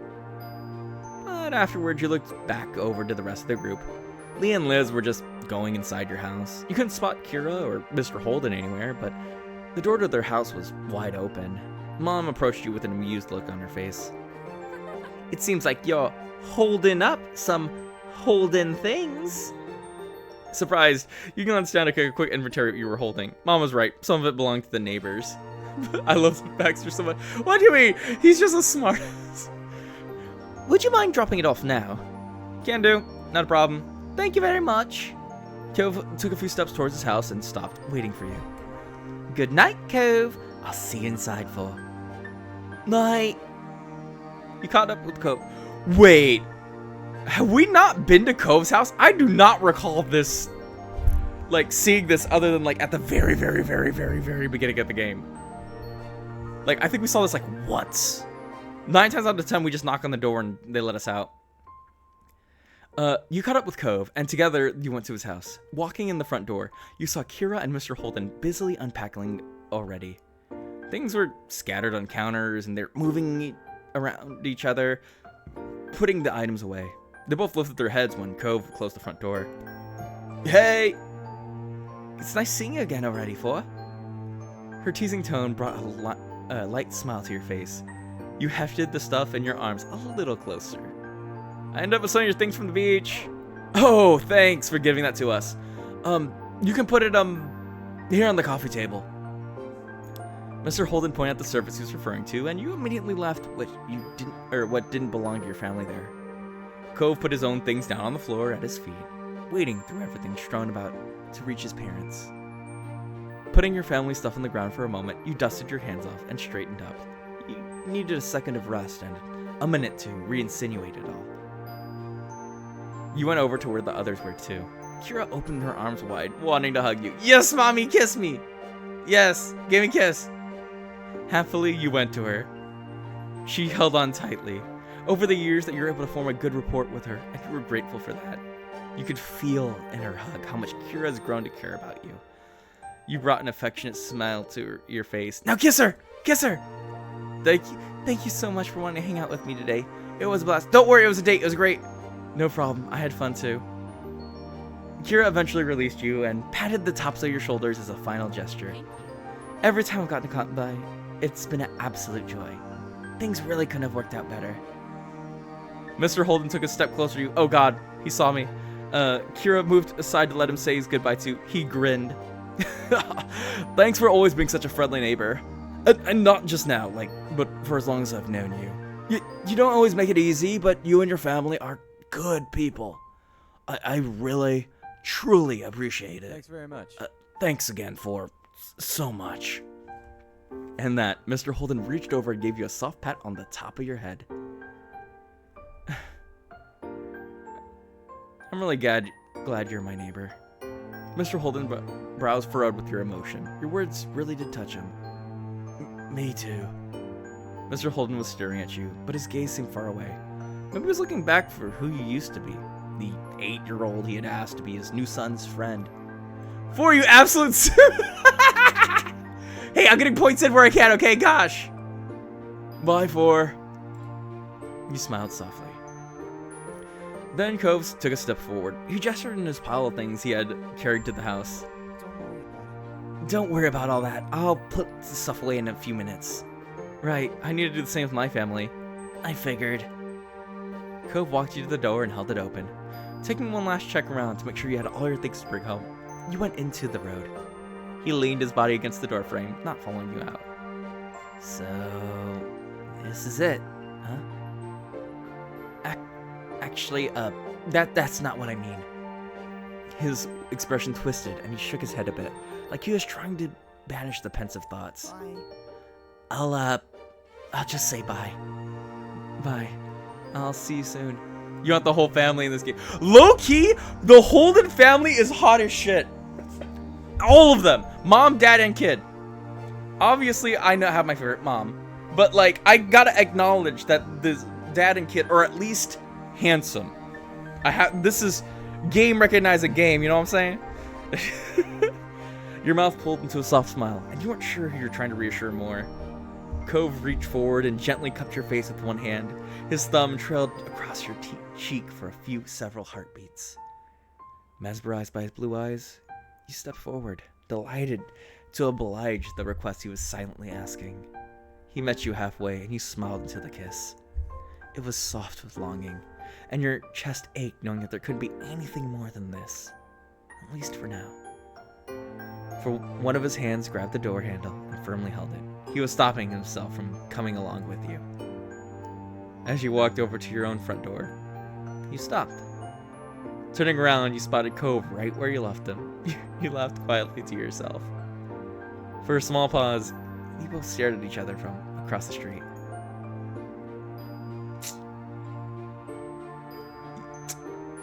You blew him a kiss. Let's go. Hey, look at his face. He liked that one. He liked that one. Cove reached out like he was trying to catch it to the side and then curled his fist to his chest, holding this kiss close. Your lips curled into a beaming smile.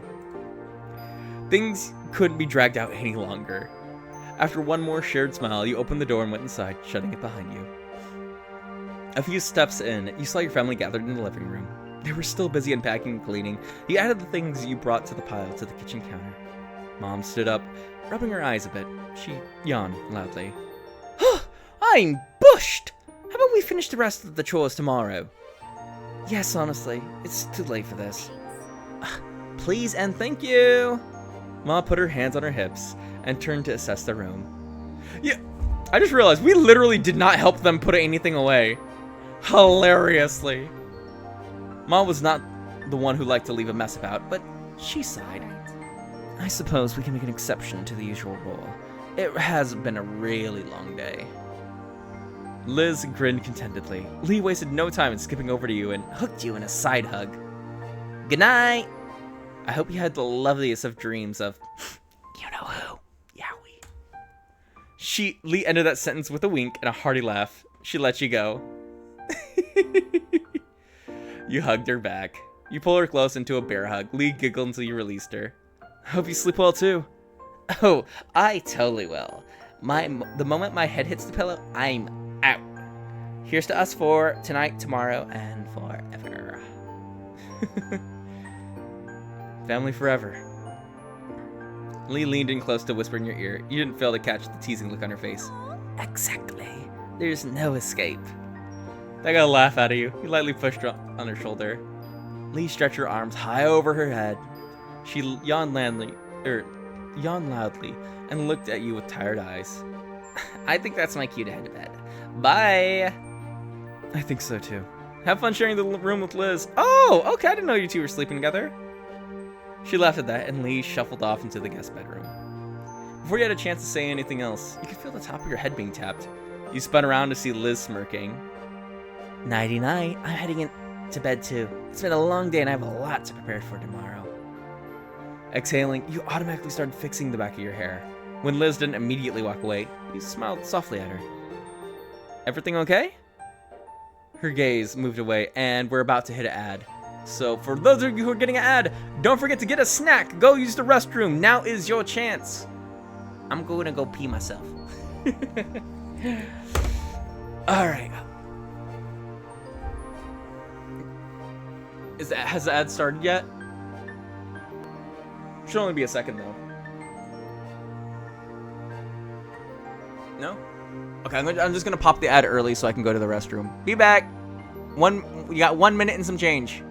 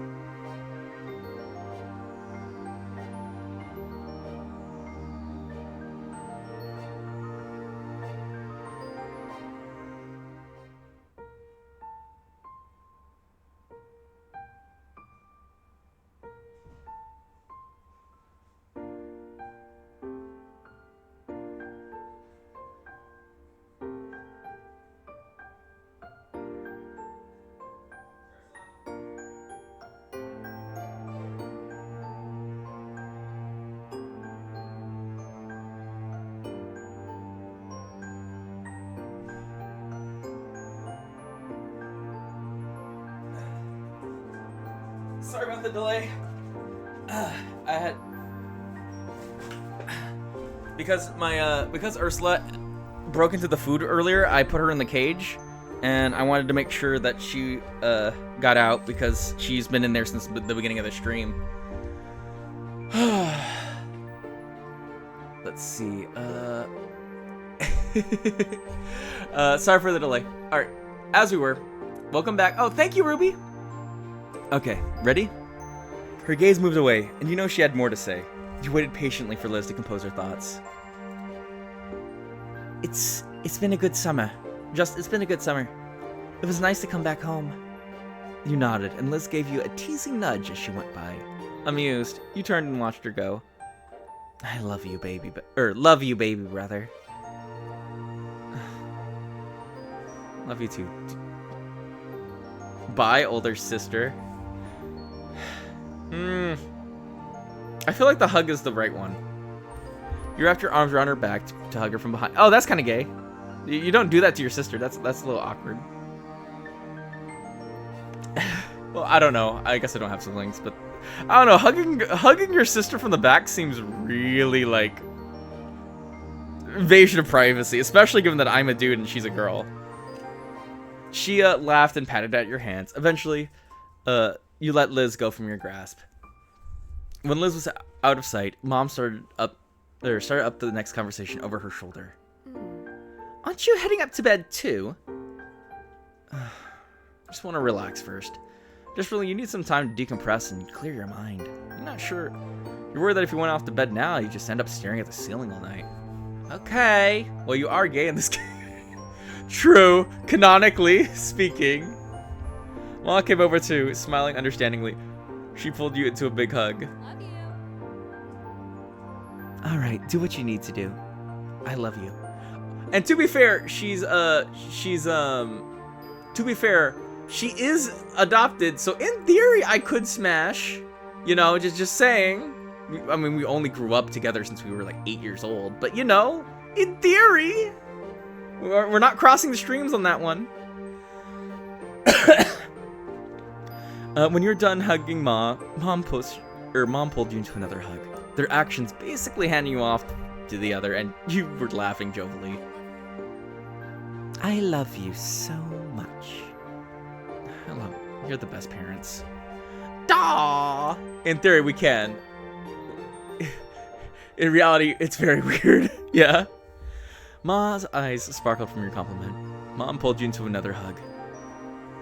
Good night, kiddo. Sleep tight. Good night, sweetie. Night. Oh.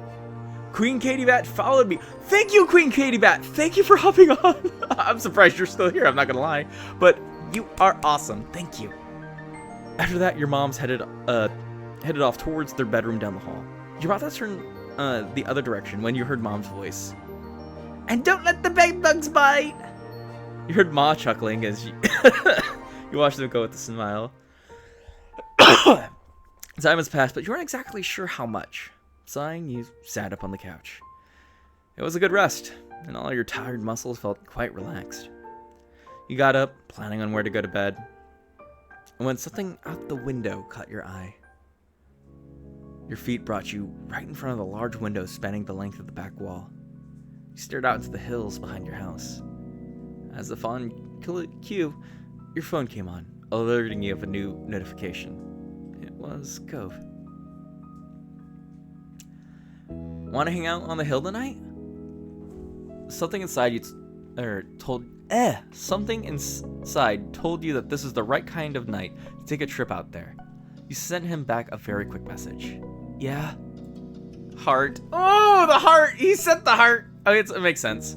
You went over to the front door and, stepping over the threshold, you gave the living room one last glance over your shoulder. Then, you shut the door behind you.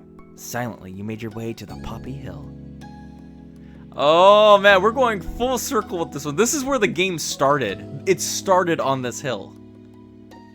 With light steps in the dark, you walked across the hills behind your house. Up ahead at the very top, silhouetted beneath the night sky, was a familiar figure already waiting there. Smiling, you wondered just how you always got there first. You even had the advantage of living closer. Then again, and maybe it was only in your mind, but somehow Cove was intrinsically linked with this place. After all these years, it would be weird to scan this horizon and not find him there, as surreal as the shore without the sea. The distance between you was growing shorter by the second. Hearing the grass and earth crunch under your feet, Cove turned. A grin spread over his face as he saw you. You took your place standing behind him at the crest of the poppy hill, looking over the ocean. Same as you'd done on countless times since he'd first arrived, when you found him on this very same spot. 4. He'd officially broken the silence, the spell that held you both in place. You looked at him expectantly. There's something I've always wondered about. He cocked his head, giving you a sidelong glance. What did you think about when we met? I was just a kid you've never seen before, bawling his eyes out on the hill next to your house. He chuckled, his eyes drifting towards the sea beyond, before flicking back to you. The way his gaze pulled back to you made it clear that he was genuinely invested in the topic. Luckily for him, he remembered what initially struck you in that moment, as if it had only happened yesterday. Well, I remember noticing the neon pink cast you had to wear that summer. Cove burst into genuine laughter at your reply. I guess that's fair. It did kind of stand out. Sighing a bit, you continued to reminisce about that first meeting. I just realized they never confirmed why he had a pink cast. He just had one. Like did the hospital just... That's what they had on them? We never knew. We never understood why the cast was pink. I also remember feeling bad about what was happening. I remember that too. This was him having a emotional breakdown about his parents filing a divorce. And he ran here to get away from them. And this is actually how I met Cove and his father, who was trying to hunt him down. He ran his hand through his hair, and you knew his line of questioning wasn't at an end, even before he spoke again. I mean, do you remember what you thought about me? You know, as a person? Was I annoying or mean or... You were a kid. Yes, you were annoying, but you're also sad.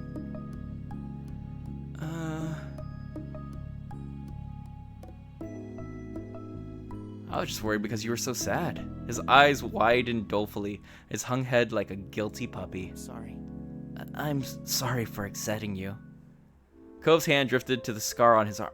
Oh, yep. For those who don't know, wait, wrong button.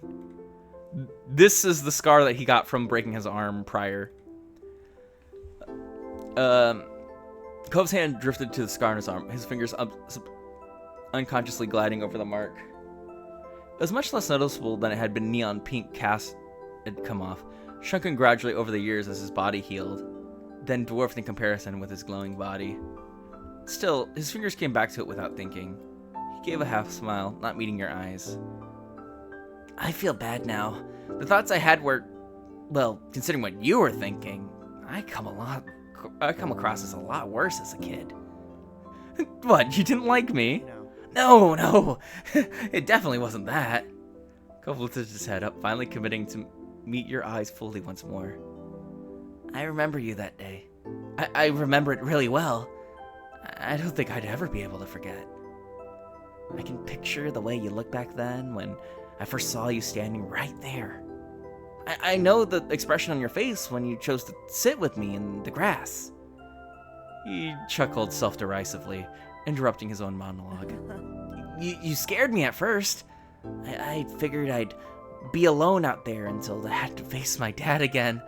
And then suddenly another kid appeared out of nowhere. It was startling, but I got over that fast. You were a strange person in a strange place, but in that moment, you're exactly what I needed. Someone I could talk to freely about what's happening and how it made me feel. And you listened to me. You stayed with me. He sighed, and then bit his lip as he gave a small smile. I was, a little bit spoiled growing up. A little? You teasingly rolled over Your teasing rolled easily over Cove, who laughed in reply. He looked off again, seeking clarity for his thoughts in the expanse of the night sky. What I'm trying to say is, when I was younger, I viewed myself basically as the center of the universe. I didn't even imagine it was like that. I mean, Things just didn't simply happen. That would be weird, according to my little kid brain. Guide the raid. What? Logan Robo? You're supposed to do that at the end of the... Okay, sure. You're supposed to do that at the end of the stream, though. Like, we still have another hour, I thought. Gosh, Cove is so cute. Okay, Logan Robo. Okay, well, if Logan Robo is still available when we finish this game, then sure. Things didn't simply happen. That'd be weird, according to my little kid brain. It made far more sense that everything in my life had a specific connection to me somehow, right?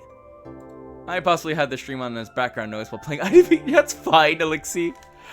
No issue there. He sought affirmation in you. Wavy brows waved as he tried to explain his childlike logic. So, at the time, you felt almost unreal. Like you weren't just anyone. Some other kid who happened to live in the neighborhood with your own whole life that wasn't connected to Cove Holden. No, to me, you were there so that you could find me when I was lost. I kind of expected it all to vanish like a dream when that night was over. I could wake up and everything would be the same. that's...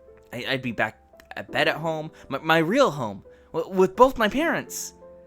The future was something I couldn't picture anymore. I didn't know what school would be like when I got back, or the table where I'd eat breakfast the next morning, or anything. And if I couldn't imagine it, how can I think it was something actually happening? I couldn't grasp my new reality. It was too big for me to hold it all at once. So, I never thought I'd see you again. Then Cove beamed at you, his eyes shining bright. And I never, ever would have been able to guess that 10 years later, when I was a grown-up, the two of us would still be together. It's hard to believe it's been so long. Yeah, but it makes sense. Time flies when you're having fun, and being with you must be like launching it in a rocket. But the smile faded from his face as his eyebrows drew together. That was the worst day of my life at the time. The day my family broke apart. It was too heavy for me to even think about.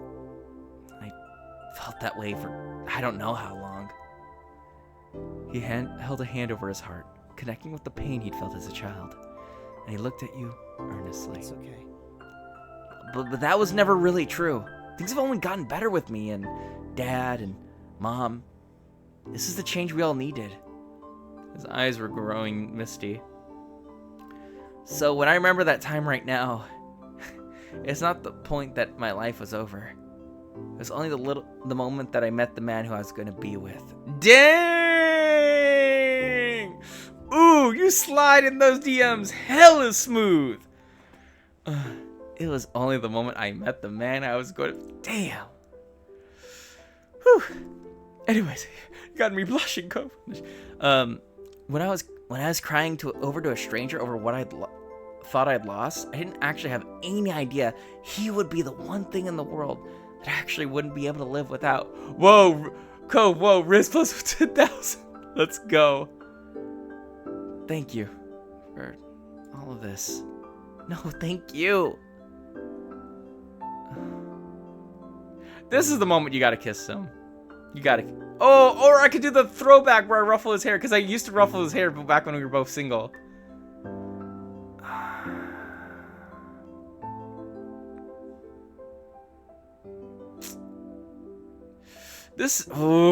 I know this choice doesn't matter, but like emotionally it does. I think we're gonna go with fudge it, we're boyfriends. Kiss him. You lean into the kiss, his lips soft against yours. Cove sighed contently. His voice was as delicate as the petals and the poppies which crowned this hill. Hey, Four. I'm so grateful you always took care of me. You didn't even know what to say back to that. His heartfelt appreciation left you speechless. He tilted his head up, thoughts lost in the sparse clouds above. I wonder how late it is. I guess it doesn't really matter. My dad is fine with me being out whenever.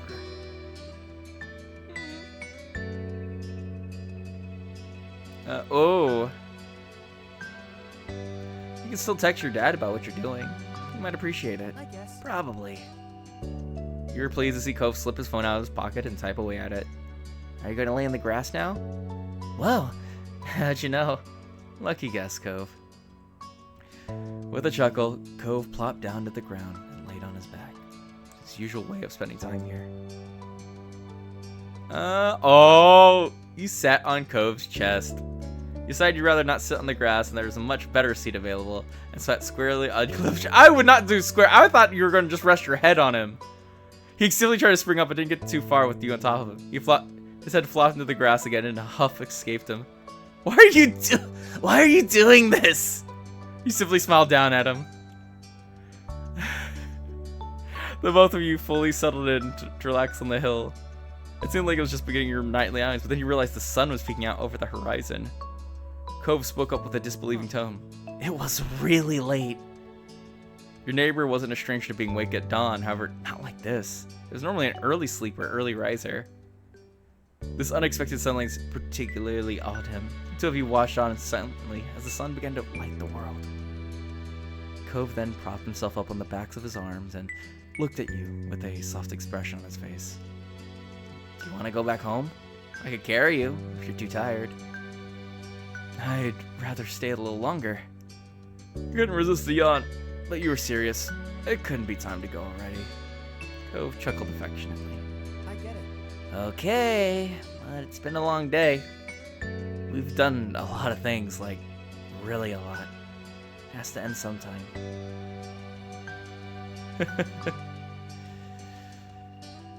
Since when were you okay with things ending? That made him laugh again. That was a fair question. Since you made me feel better about it. You can always stay if you want to. Cove smiled brightly at you, as warm as the new rays of sun that were trickling your skin. In that moment, you couldn't have appreciated him being there more. You leaned into Cove. You bent yourself against Cove for extra support. He tilted his head against yours.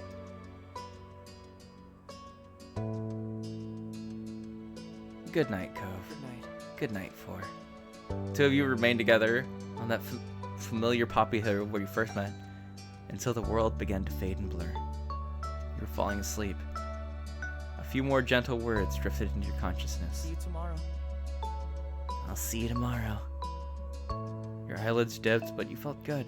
You were safe and relaxed, and everything had come before this had assured you of that. You were confident that when you opened them again, things would be okay. Is that it? You opened your eyes. Instead of the walls of your room, you were surrounded by open sky. It was not soft pillows or sheets beneath you, but the bed of earth and grass you'd taken last night. The day welcomed you with a shining sun, a refreshing breeze, the chirping song of birds, and a little bit of sunburn. You cupped your face with your hands as you sat up, the feeling of the imprint of the blades of grass leaving lines into your cheeks. Oh, that's probably itchy. Four. Hearing his name, you lowered your hands and looked around. There he was. Your most influential neighbor, Cove Holden. Oh, no. There you go. How to get the picture? He had made himself very comfortable, laying on his stomach with jewelry and shoes taken off and flour in his hand. Oh, look at that! Look at that! Oh, the artist who made this photo knew they were cooking. Damn, I'm pretty sure they redrew this like 1,000,000 times. Good morning. Good morning to you too. Cove laughed, tickled with the overall situation and simply being able to spend times like this. Told you I'd see you tomorrow.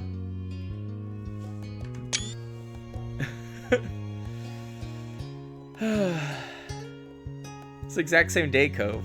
We were up till dawn. Doesn't make it a new day just because we went to sleep later than normal. Then we disagree because it's not really the next day until I've been to bed and woken up. The quick chat is so relatable. Gosh, this is such a perfect wallpaper. Yeah, this is a good wallpaper right here, no lie. But fine, I'll have to make sure I see you again tomorrow. Probably the next day after that too, if there's no argument. Cove turned his head up to the sky. His expression could... Low-key, they're kind of dragging this out. Looks like it's gonna be a nice day. We'll have to come up with something to do to make the most of it. He trailed off, blinking slowly in the sunlight. Someday, when we're older than we are even now, I wonder what we'll end up remembering this moment for. What will it feel like looking back on it? Will it still be the same as what we're feeling now? It's nice. I can't see what the future's gonna look like again, but I think that's alright. I think it'll mark a new start for me. Cove's eyebrows lifted as he turned to look at you. That's a good one. I want to be able to think like that too. He eyed the hill sprawling out before you and down below where wild hill and nature gave way to civilization. Your home and Cove's lay down at the bottom, neatly filled among the other houses of the neighborhood. Hey, 4. I bet I can beat you in getting back onto the road. You laughed, amused by the wager that reminded you of so many moments in your youth. As much as I like it here, it's okay if we leave now. You can always come back in to see the poppies and fireflies again, right? Cove met your eyes, waiting for what you're going to say in response.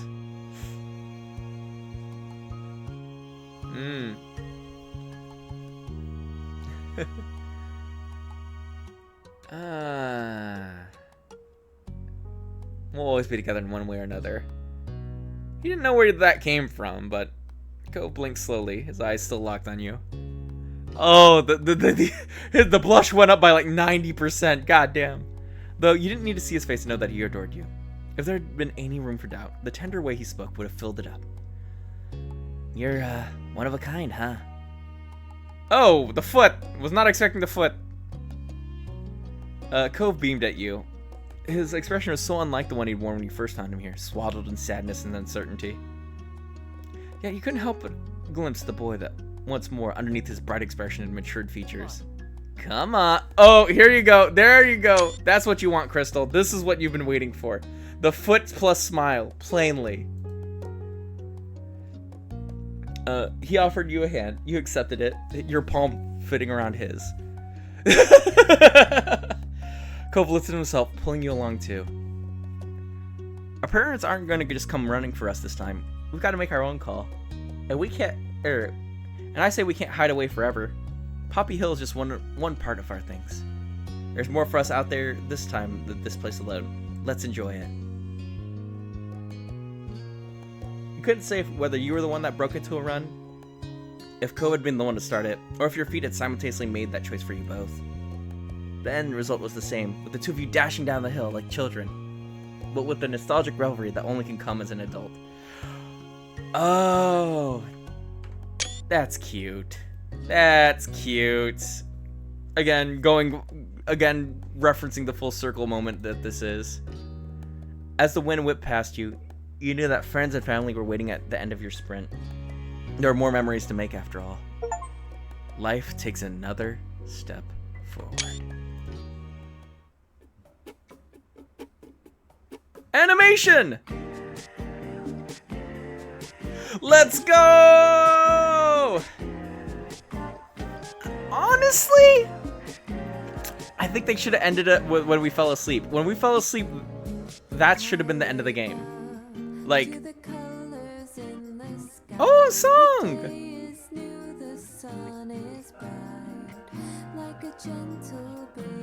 Let's go!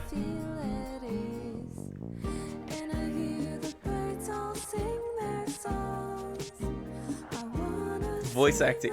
Oh god, they got a lot of voice actors for this. Holy crap.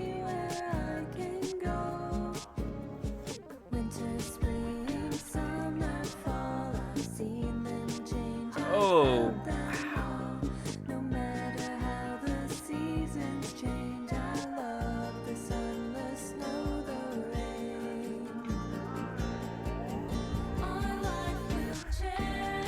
Red Robotic soundtrack, Fat Bard original ending theme.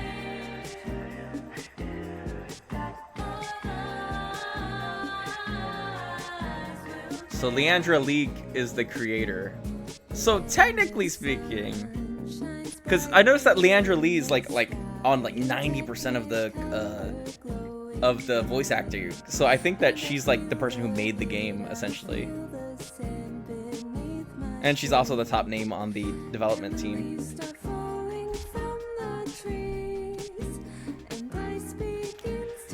Okay, so final thoughts of this game.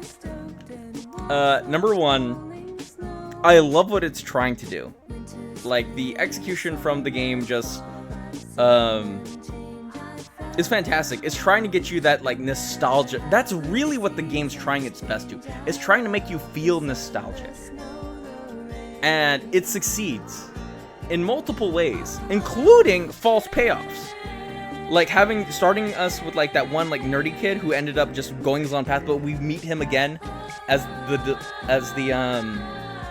an adult, but we'd like kind of not close enough to like really acknowledge each other.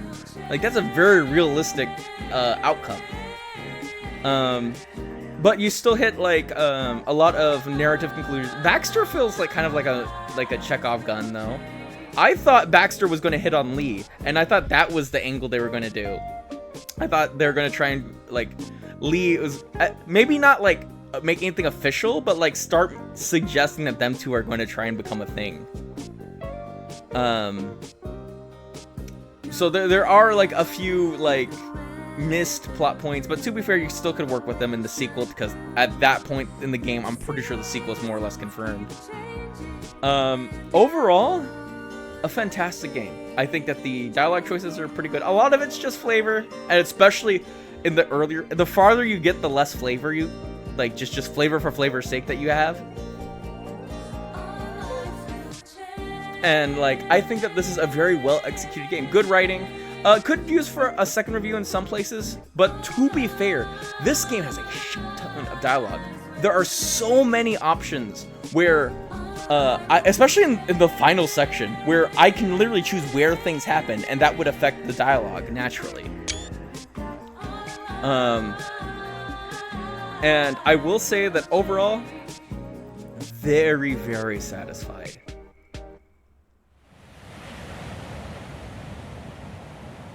In between, what?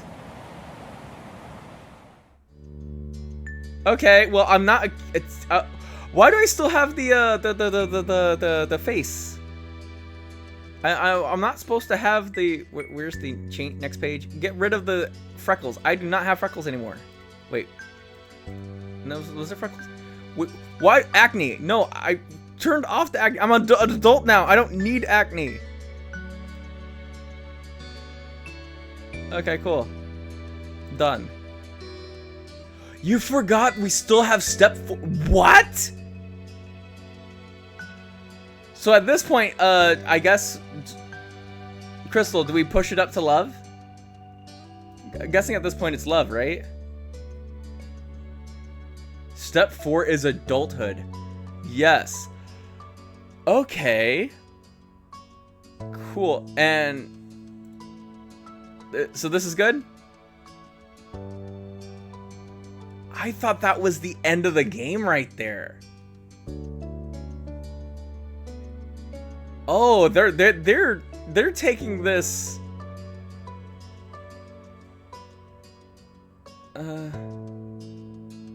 Okay.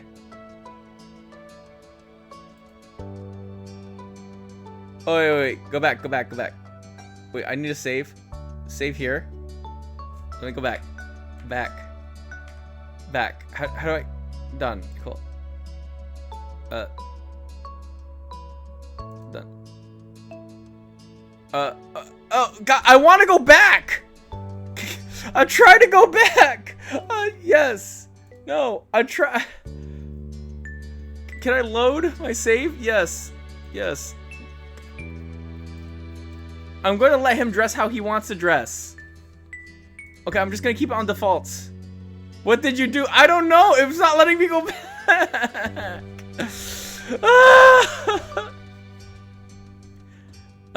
Affable. Yeah, okay, cool. Studious mix 40. Okay, cool. What initiative do I want, Crystal? You know this game better than I do. How much initiative?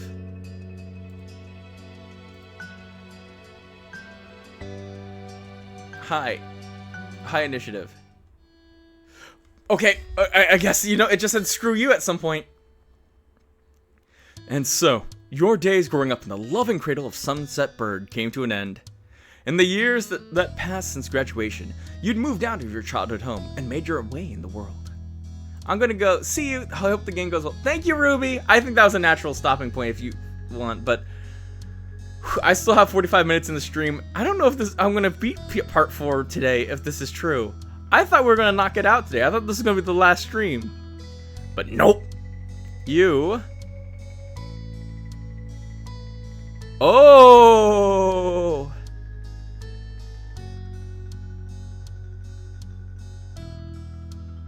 Oh, I mean... Which one should I do?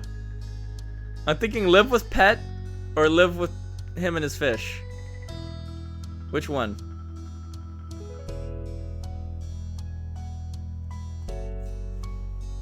Oh, this game fishy. Just as fishy?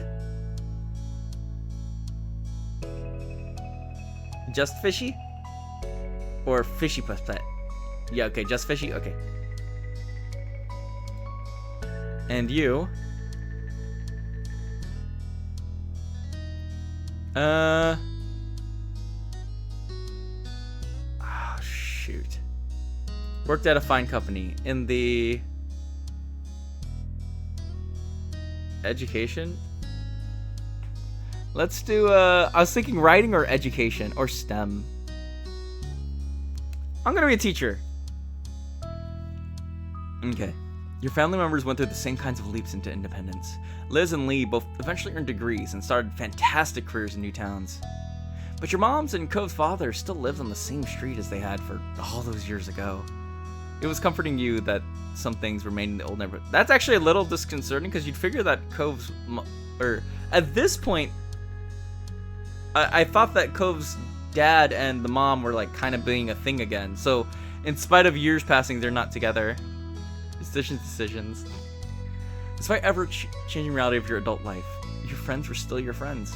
Though, of course, things weren't exactly the same for them either. Very recently, Terry publicly came out as a man. Oh, interesting. And switched the spelling of his name from a Y to an I. Oh, okay.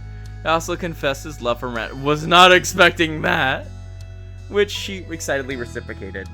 They moved in together recently in a city past Sunset Bird. One person who did disappear to the shuffle of memories in your mind was Baxter. After his vacation of Sunset Bird 1 year, he was just gone. You never truly counted him as a close friend, though. And then there's what became of the sad little boy you grew up with, Cove Holden. Your deep affection for him was something that continued to last unabated over the years.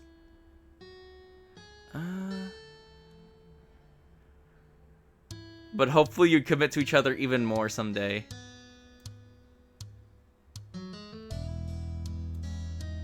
He truly thrived with his continued efforts of cultivating loving and supportive relationships with his family and friends.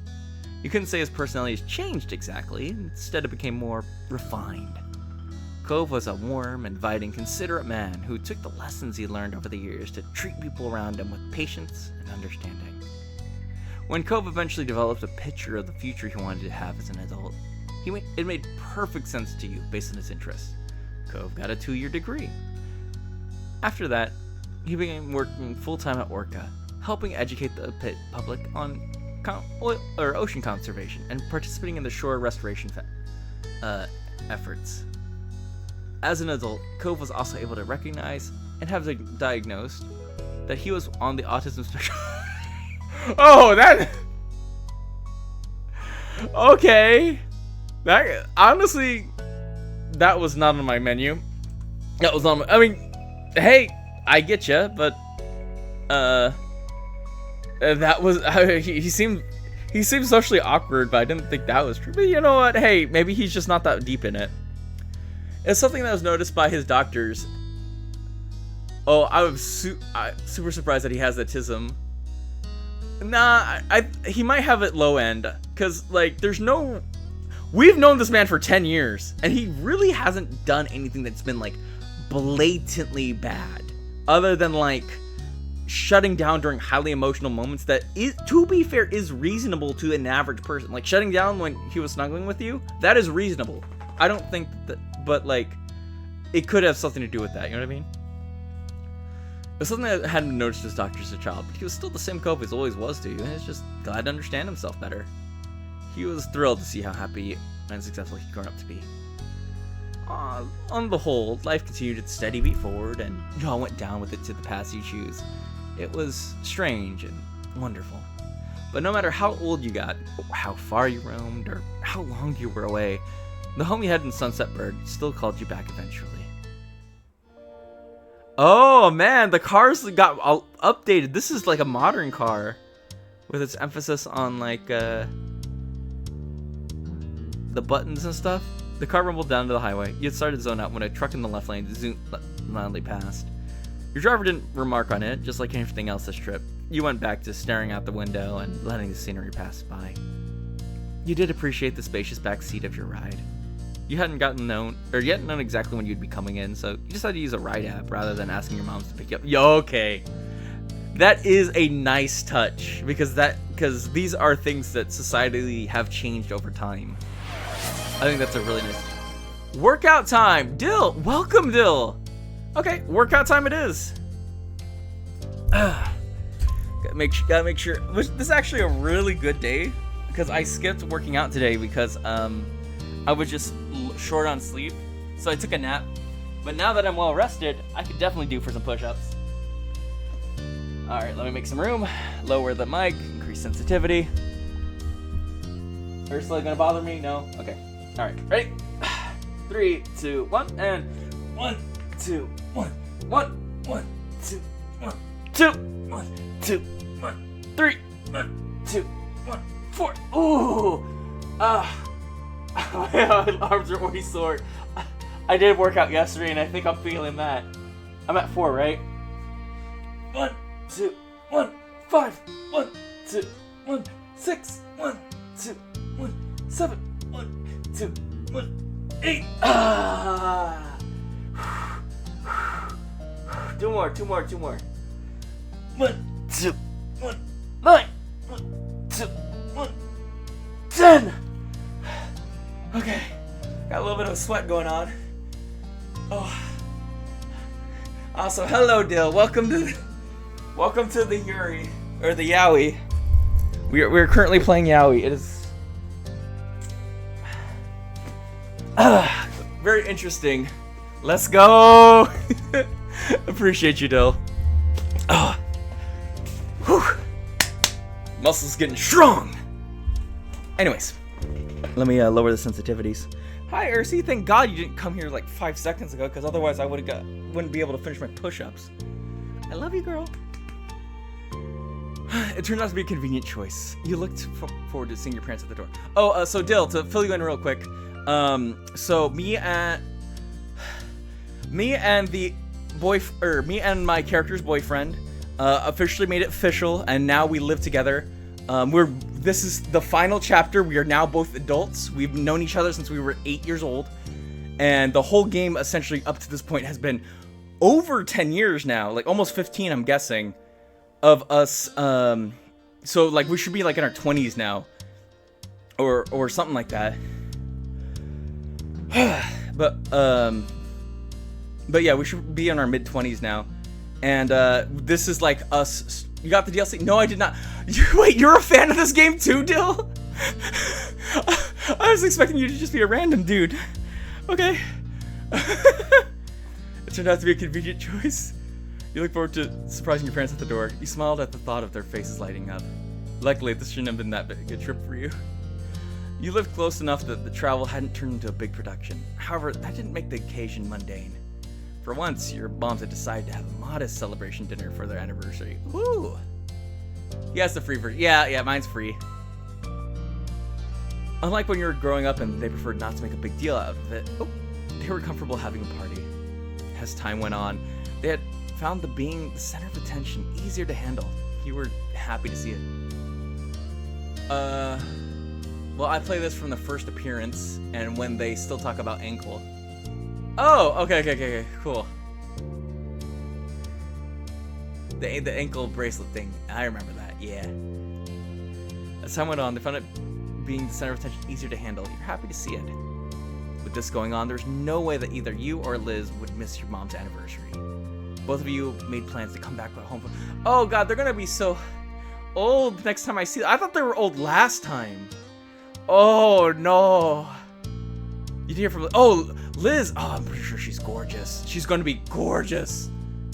I don't know what dealt with the ankle fit. Hey. Don't shame. Everyone has their stuff. I can kind of relate with the whole ankle thing. I'm not gonna lie. Not because I'm into ankles per se, but I understand the logic, the unlogic of it. Oh, you didn't hear from Liz about her exact situation, but you haven't shared yours either. What? What do you mean? What do you mean? Don't put me on the spot, man. It reminded you of when you were kids and you both knew to show up for dinner, but didn't keep each other in the loop for each other's pre-dinner plans. This was the same concept after all. Something stayed the same. Ankles are just so delicate. I don't know, Dill. Hear us out. I'm not into anklets. I'm into high socks. I mean, what?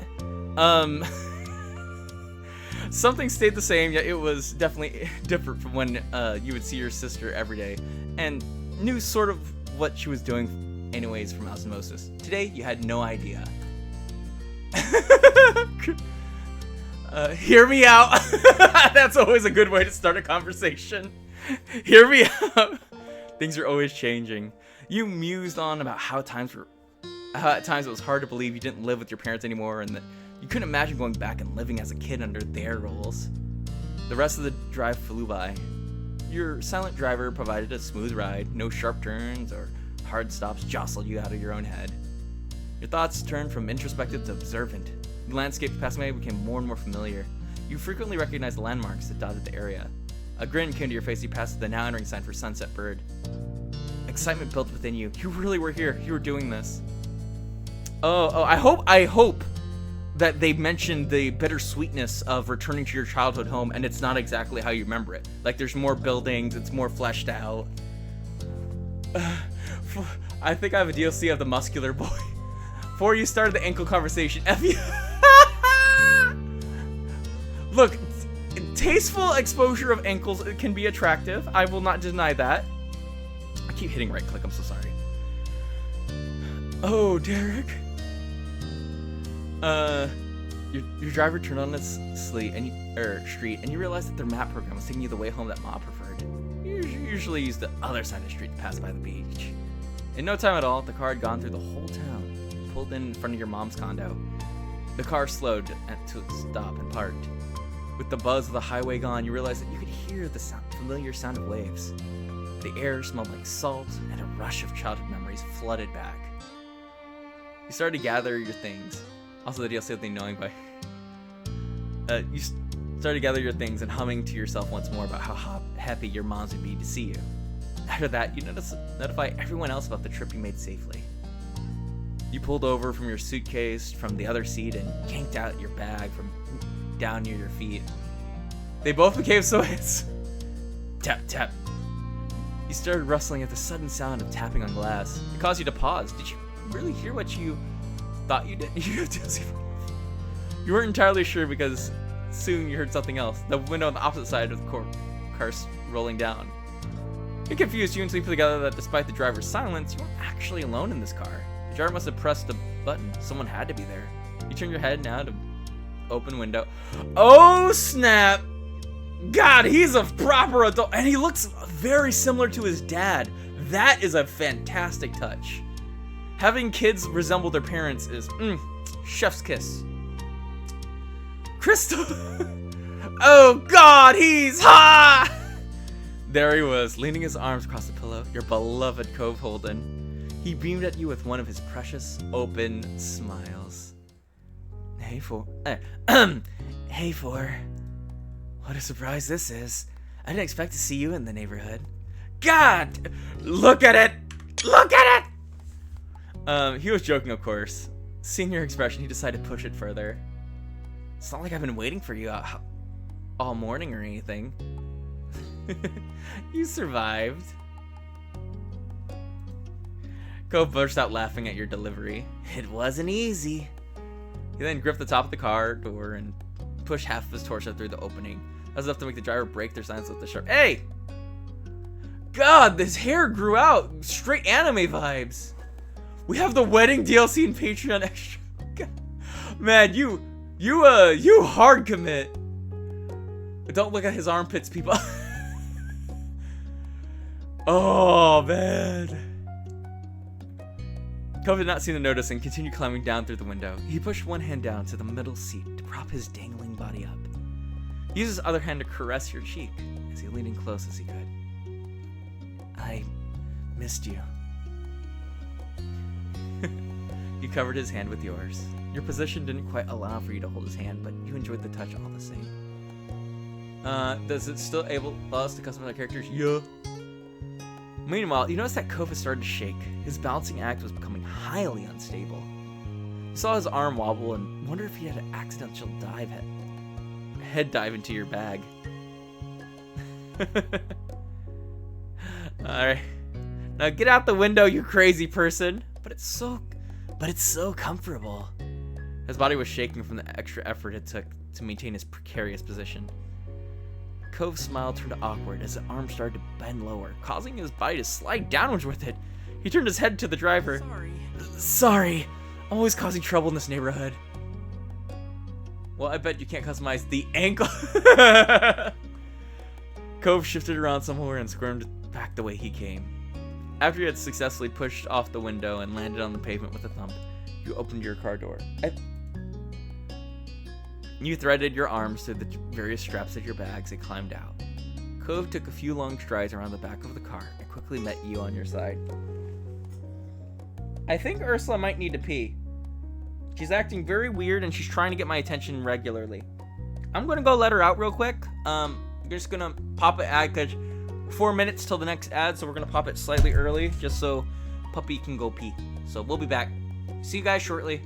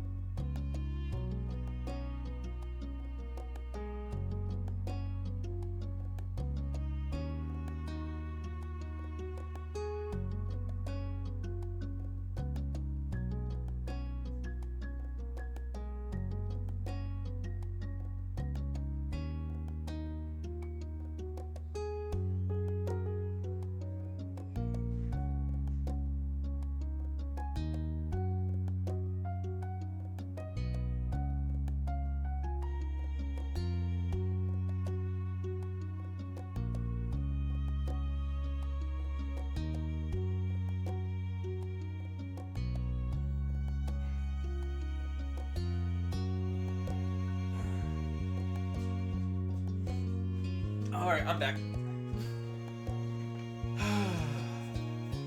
Okay. No bum bum.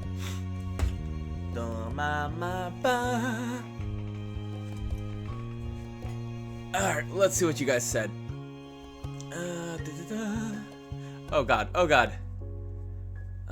Customized characters, yes, but ankle. Derek supremacy, we need that loving him both. That loves his siblings. He's such a good brother, dude. I love playing his DLC. For real, also good body. The bodying. He's big in the DLC. Dang. And then there's Baxter. He still looks the same. I knew I make a good promise to a growing himbo to real himbo. And then Baxter's route is more angsty. Gotta love the God, he really does look like his father. Like, just staring at him. Like, he's skinnier than his father. He's not as, like, well developed. Like, his shoulders aren't quite as broad. But, like, he also never had, like, that broader frame. Like, he has a more, like, rectangle body. Alright. Cove stood in front of you, and it struck you to the two of you back in Sunset Bird, reunited once again on the street. You ruffled his hair. You gave his hair a satisfying tussle. He laughed and shook the hair after you were done, completing the wind-swept look. You're really ecstatic to be around him again, and absolutely thrilled that it was here in this town that you were together. Baxter the annoying one? Yeah, the black and white man. Yeah, I don't remember as much of the story. As much as I remember that he got more handsome. I like to say he has a sexy waist. Even though it had only been a short time since you'd seen him off, you had already missed Cove greatly, and somehow it felt a lot longer. Given your different schedules and travel availabilities, it worked out better for Cove to head out on Sunset Bird first. He only arrived the evening before, however, and secured the hotel room. Wait, why do we need a hotel room? Oh, I guess it's for us, I guess. But again, we have parents here. Yoo-hoo! Until now, you've never had to deal with the inconvenience of being in a tourist-heavy area. It was a fight to get in a place to stay close by during the heat of summer vacation season. Living without him at your place was strange. Cove was basically a part of you at this point. You're glad to feel whole again. Oh! You idly shifted your luggage, and then it struck you that you were the short one. Oh, that you were short one. You got out in a hurry. With such a hurry, it was left behind. You reached back to the car to pull it out. Oh, okay. Cove stood beside you as you made a dash for the door. You shouldered the small bag and felt relief that you'd be able to brush your teeth tonight. Derek, surprised you don't think about other... Got everything this time? You stood up straight. Everything truly gathered up and out the car. You gave the backseat one last glance and then nodded. Cove shut the car door after you had moved out of the way. The two of you stepped off the street to give the driver some room. Cove waved. Sorry again. The driver said nothing and drove off. With the road clear, you let your gaze drift. I just realized that driver's pissed at Cove for just like being an absolute goofball. You let your gaze drift across the neighborhood that you have known forever. It was such a small place to spend so many days. Your flood of memories of growing up and down the street during every stage of your life. Being a kid, following your big sister to the playground, being a teen and staying out later, and growing to an adult who left their parents' house behind to be independent.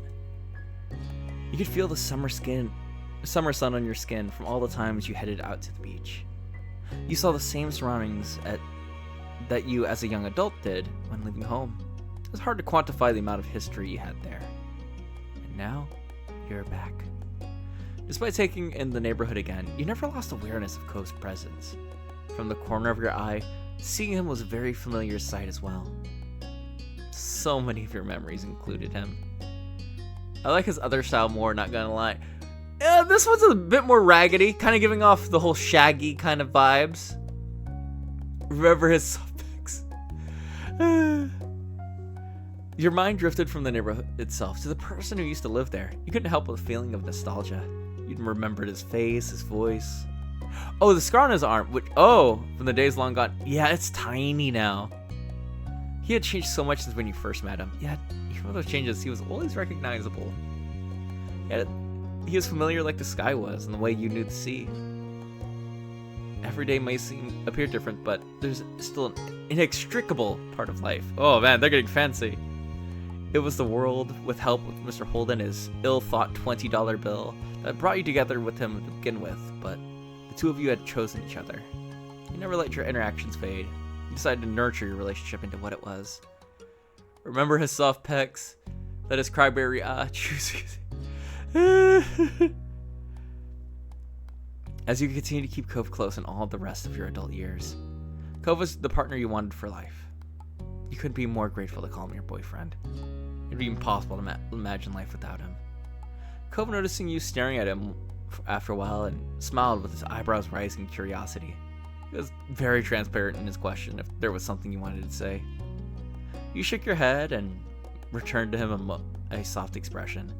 You'd let yourself get carried away in the tide of memories, but now's the time to focus on the present. Ready to go see my mom's? Cove nodded and then pointed all your luggage bundled around your legs. Can I help with any of that? Yeah, thank you. You gratefully passed him around the bag. It's a lot easier to balance everything with that out of the way. He used both his hands to take hold of the one piece of luggage and stood tall, pleased to be able to provide his success. Do you see that Cove looks like his dad with this look? Kinda. Maybe it's just because he's wearing a tank top like his dad does. Well, actually in the previous one he also looked like his dad. But he's more muscular now, which resembles his dad. The hair is completely different. Not really too much parallels there. That time I thought his dad was dateable. Like, if he had the tattoos, like, I think it could work. The glasses obviously is different. I'm gonna let that. He has his dad's chin. It's a bit sharp like his father was. It was previously, but it was a bit more wide. Now it's even sharper.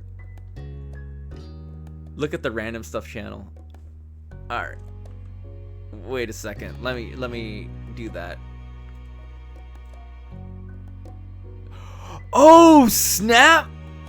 How'd you get that? What is that? Where is that official? For those of you who aren't watching at the moment, that's official. There's a picture of Cove getting the same tattoo as his dad, and having the same hairstyle. If you choose to customize him. Oh. So you can really get him to look like his dad. Oh, that's... I hate to say it, but low-key, that looks way better. The bag situation resolved, the two of you strolled over to the Kuhn residence's door. You started to pat your pockets instinctively, only to realize that you no longer carried a key to the house. Your eyes scanned the entryway, a little lost, only to spy the doorbell. The thought of him having to ring felt super weird.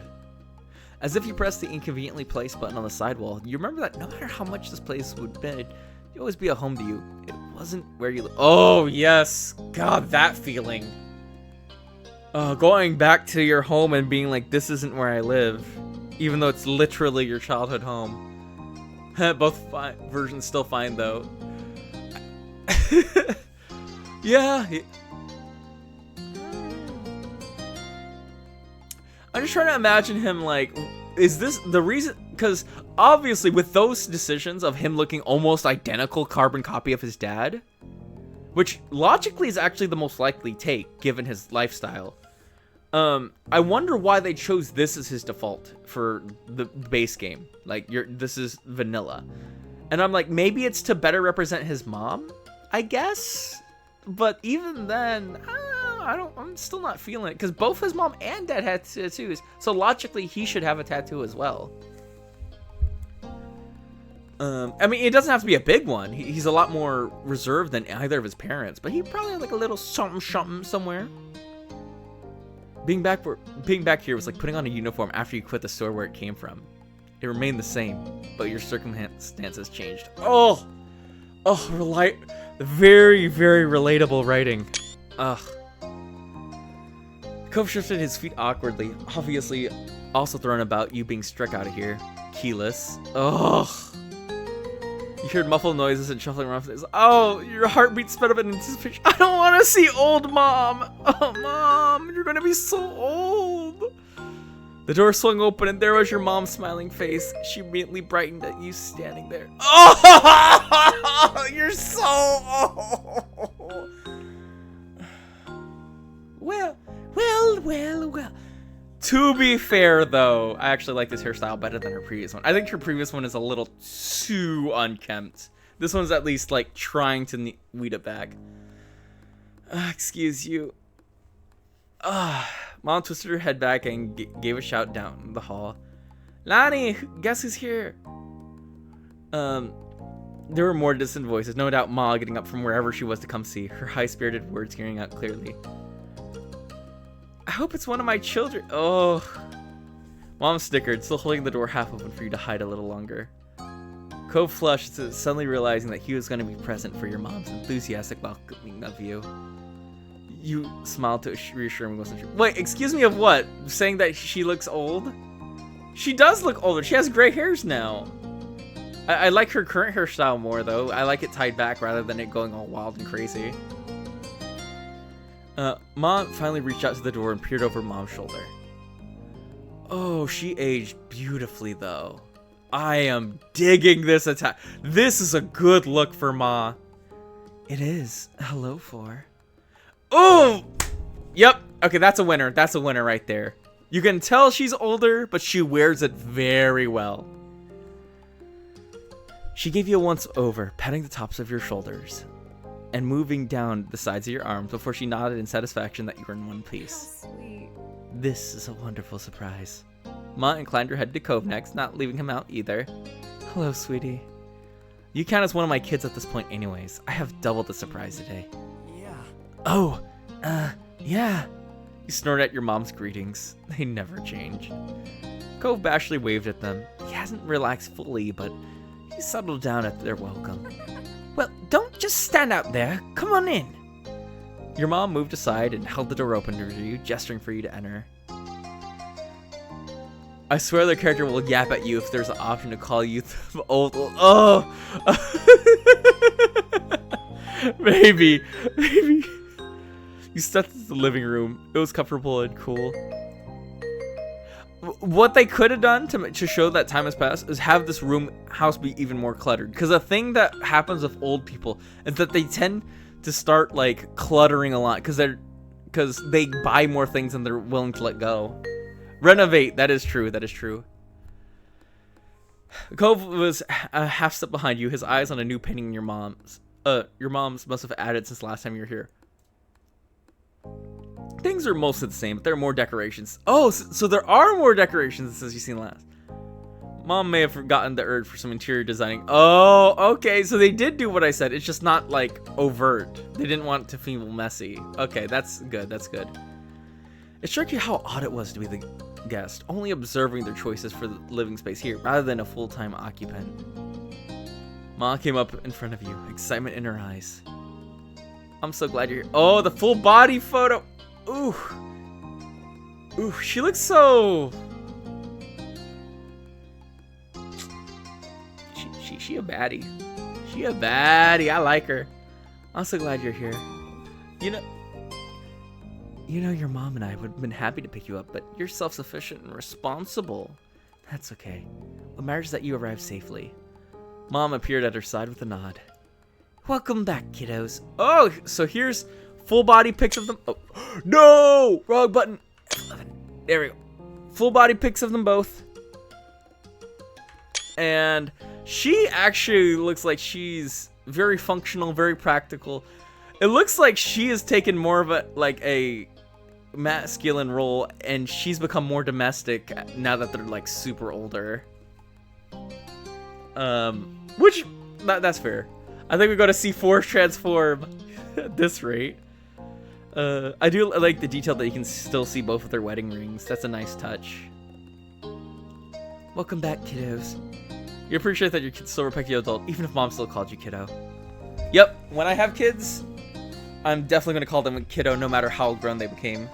If you're letting go, they'd always be their kid no matter how grown you became. It's part of their whole parent-child deal with her. Yep, 100%. You hugged your moms. You took another step forward and pulled Mom and Ma into a great big hug, squeezing them tight. Their arms wrapped around you in return, and you could feel their love for you in their embrace.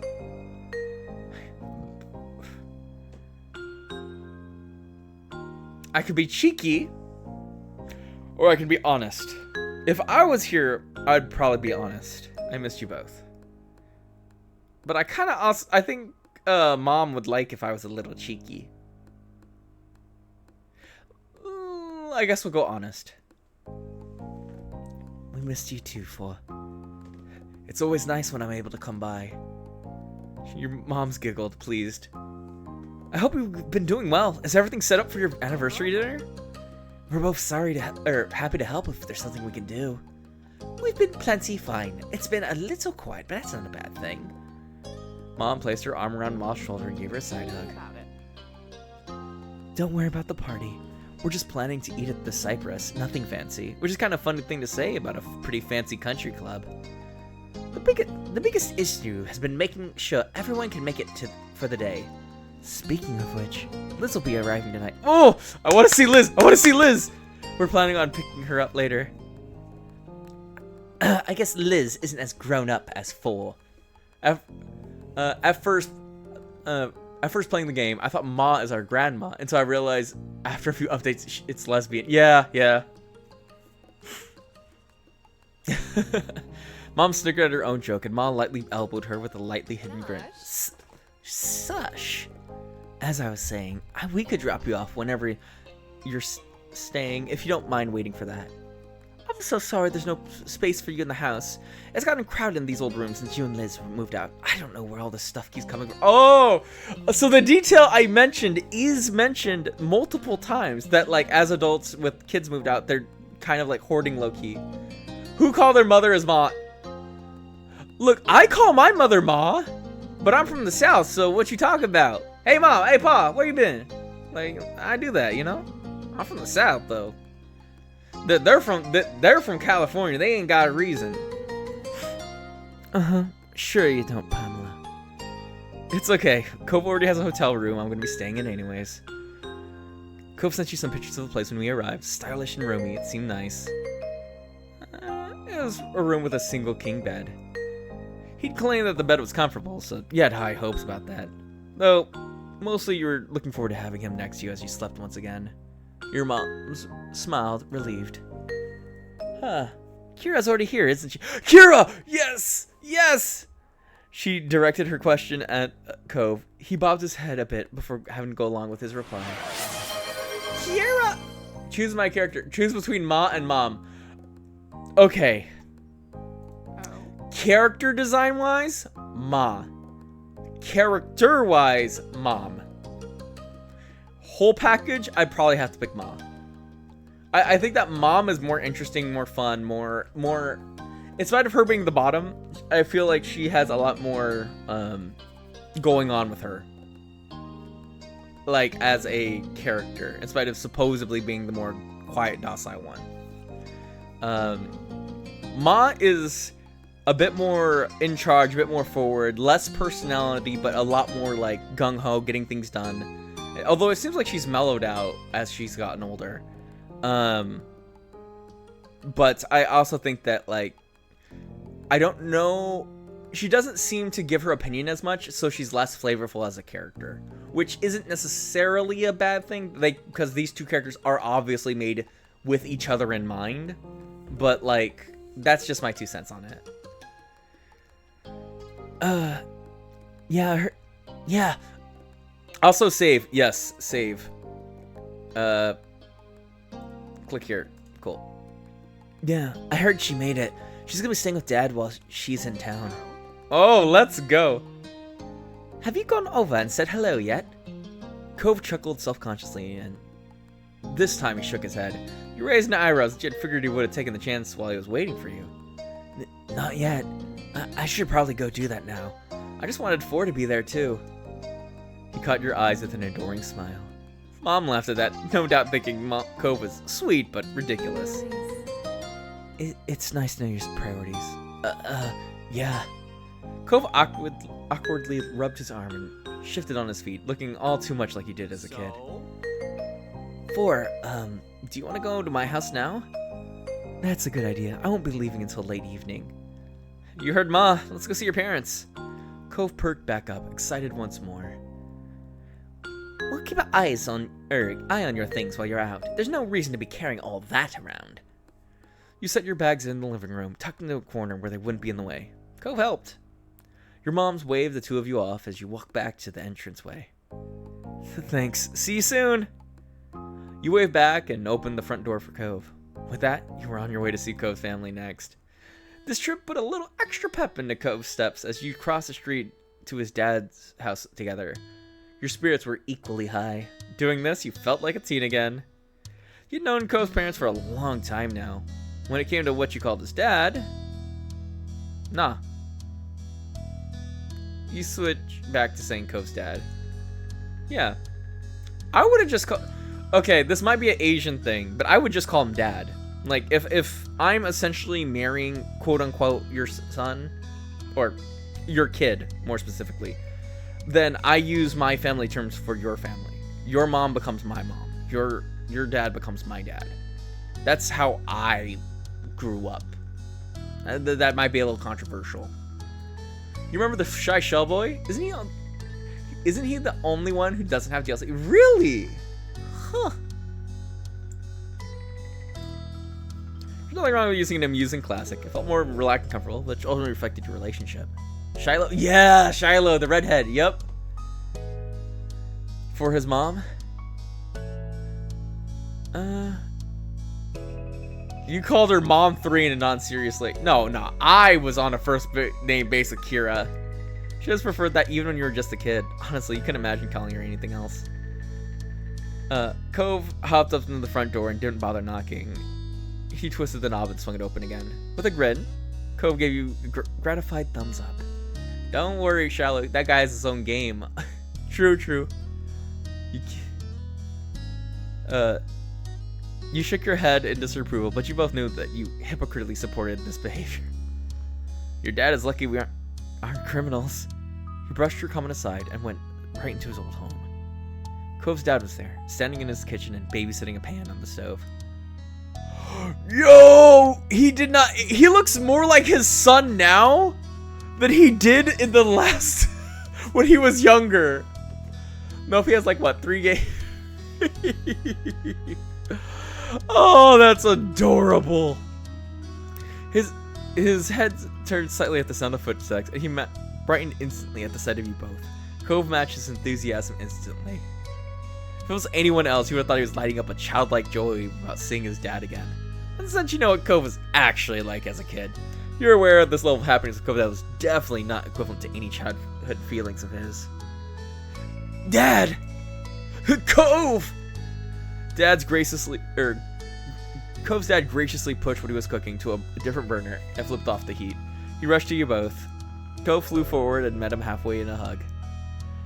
Cove squished his eyes shut and held his dad in a tight hug. Cove's dad soothingly rubbed on his son's... I just realized something. Okay, so we just confirmed, kind of hard, that like he has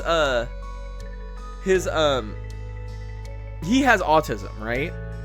And I never really got that sensation throughout the game. He was just socially awkward. I didn't really get that. He has too good a head on his shoulders for him to give off that impression at that point in time. But I just realized, is the reason why Kira left was because he was autistic? Like, is that why? Because we never actually got that resolved. We don't know why they broke up, as far as we're aware. Is it because he was autistic this whole time? He still looks dateable. Yeah, agreed. Alongside Jeremy, the guy that made fun of Cove's Iron. Oh, the nerd one? Oof. I don't know how you could date Jeremy. He seemed more an adult Cove cat. The more he turned to a big daddy's boy, it seemed. I missed you. Yes, when we crack a cliff hold. I missed you too. I do like the detail that this low-key confirms that Cove is taller than his dad, because he's like standing up at an angle yet still is the same height. It was sweet. And teasing aside, it was wonderful to see them at this place of their relationship after years of struggling to connect. James was more tame on the other game. That makes sense. When the hug broke, Cove's dad hooked an arm around his son's neck. He let out a deep laugh. I still can't believe you outgrew... I noticed the details, and it is capitalized on. Good writing. Good writing reflects an astute listener's mind as it flows. That's very good. I really thought that on I really thought I had him on oh my god. I really thought I had that on him after he graduated from high school, but then he had to keep going. Chuckling, he shook his fist in mock anger. Cove ducked his head and laughed in kind. Sorry, Dad. Cove's cheeks turned pink and he averted his eyes. He was becoming bashful, so you know he had more he wanted to say. Cove softly added, but I was raised really well. His dad's expression instantly crumbled with emotion. He sniffled. Cove put his arm around him too and hugged him into a side hug. You observed their little reunion fondly, happy to let them enjoy their moment. They were a perfect pair of sentimentality. Cove's dad eventually turned his attention to you. Hi! So great to see you. He pulled away from Cove and approached you with a little wave. He was back to his cheery self. Hi, Dad.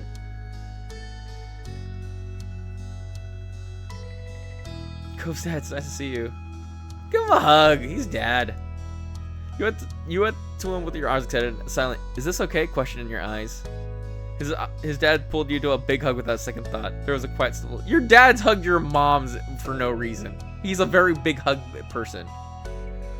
I miss seeing your face around here. Thank you.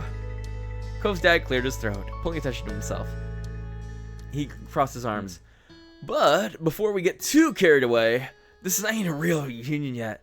Kira's still in the guest suite. I'll go get her. He eagerly bolted down the hall, and you could hear every step he took.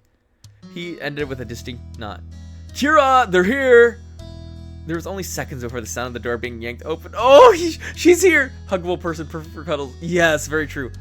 The sound of feet hitting the wood floor grew even louder this time. Kira! Yes, mommy! My baby! Oh, why does she look younger now than ever?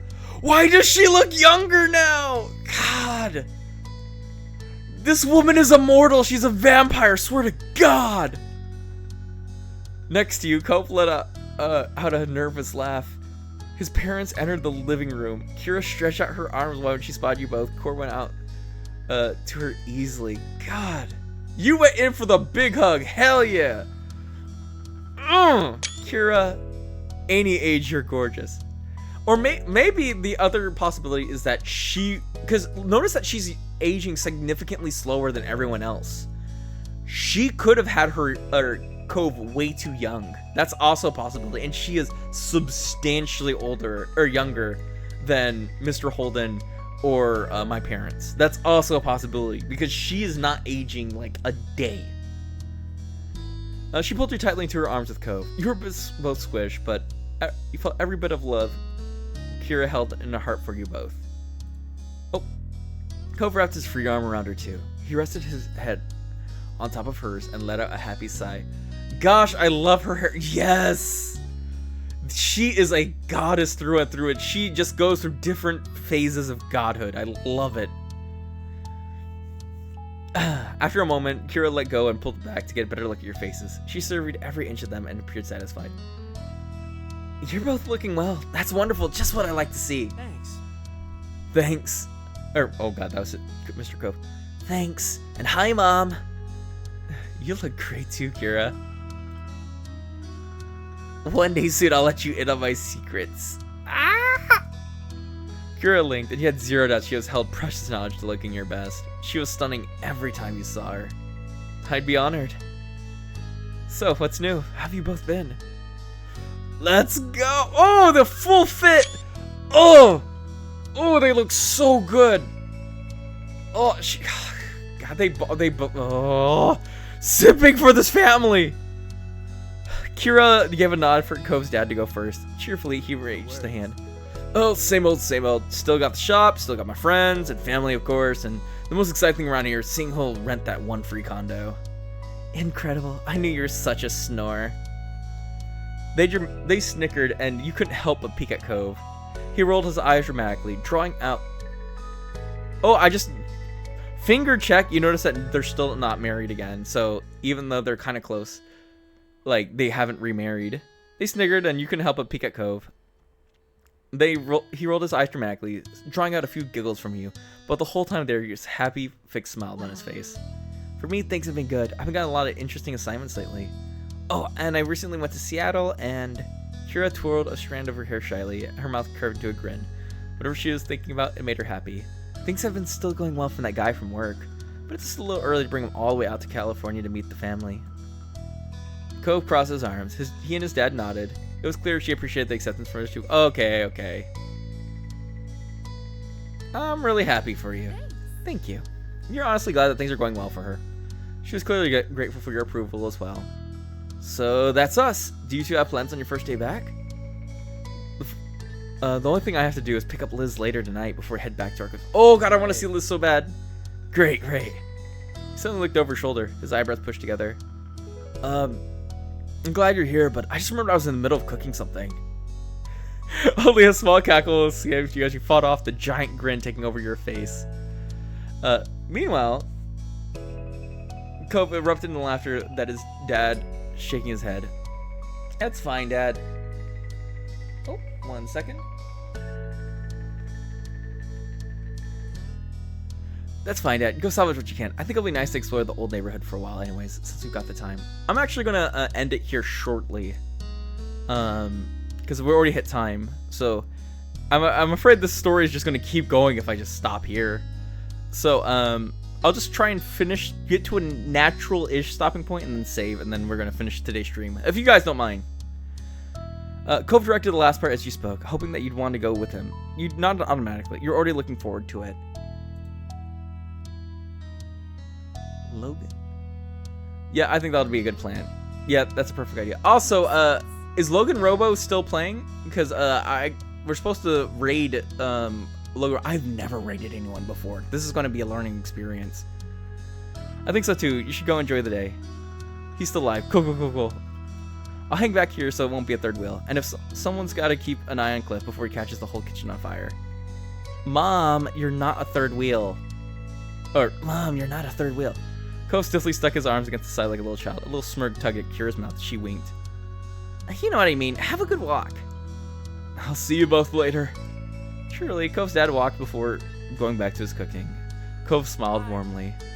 Okay, bye. Oh, 1 second. Hi, Sam.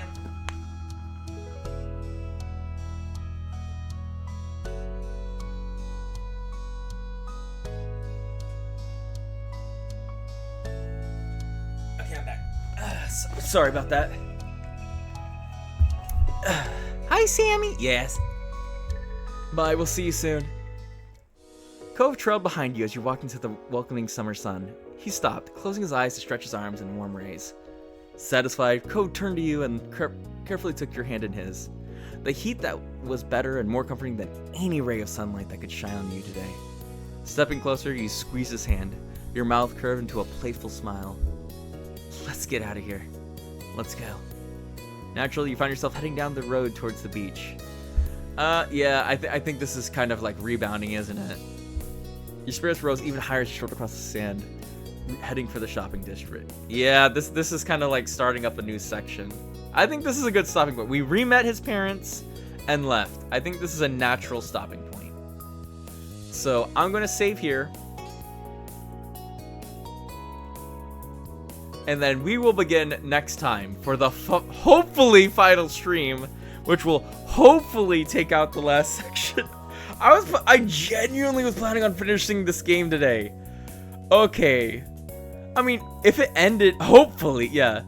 If it ended with the section as, I guess that'd be early adults. I think that would have been a perfectly open-ended ending for a sequel, while still being a satisfying conclusion in its own right. I am very surprised they kept pushing. I mean, this game does emphasize that, but like, I thought that's how come we took so many, oh, we're saying hi to everybody, we're saying goodbye to everyone kind of moments. We had a lot of those at the end of young adulthood. Like, a lot of farewell time, and I'm like, okay, this is the natural cutoff point for the story. But anyways, for now, we're going to... I'm going to figure out how the heck do I do a raid. So we're gonna practice this. This is gonna be new territory. Whoop. So go to my stream creator dashboard. How do you do a raid? Stream manager. Okay, on dashboard search raid. Raid browser. Open up the raid browser. Let's go. And we are going to be search for Logan Robo. Okay, cool. All right, everybody. We're probably going to end the stream here shortly. I mean, I don't know how else to do this. Does raiding end my stream? I've never done this before. Like, raid slash. Does end this? Will this end my stream?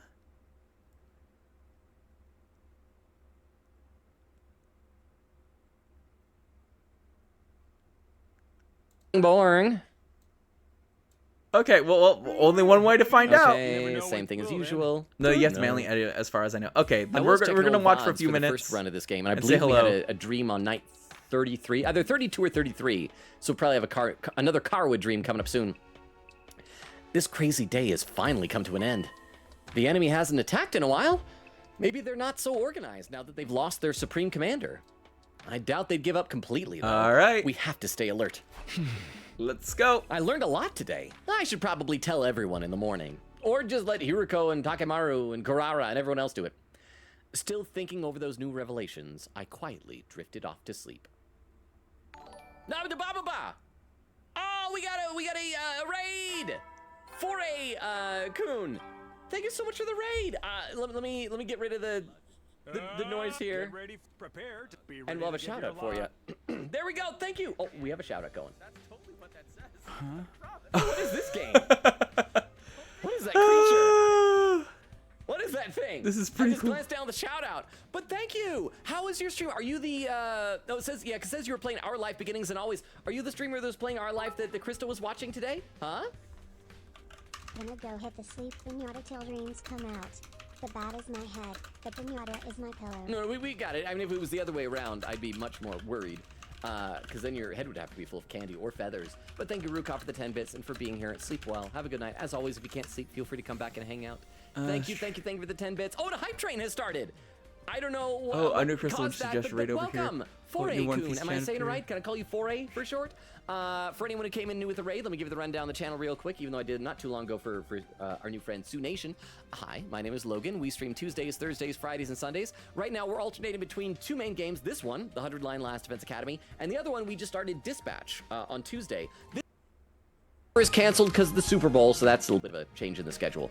Other types of games we've played in the past include Danganronpa, Ace Attorney, Persona, Deltarune, Omori, and I read every comment in chat. I am right now probably about a half hour behind in the chat, so let me scroll down to where the raid happened so I can say hi to the raiders, and then I'll scroll back up to where I left off in just a moment.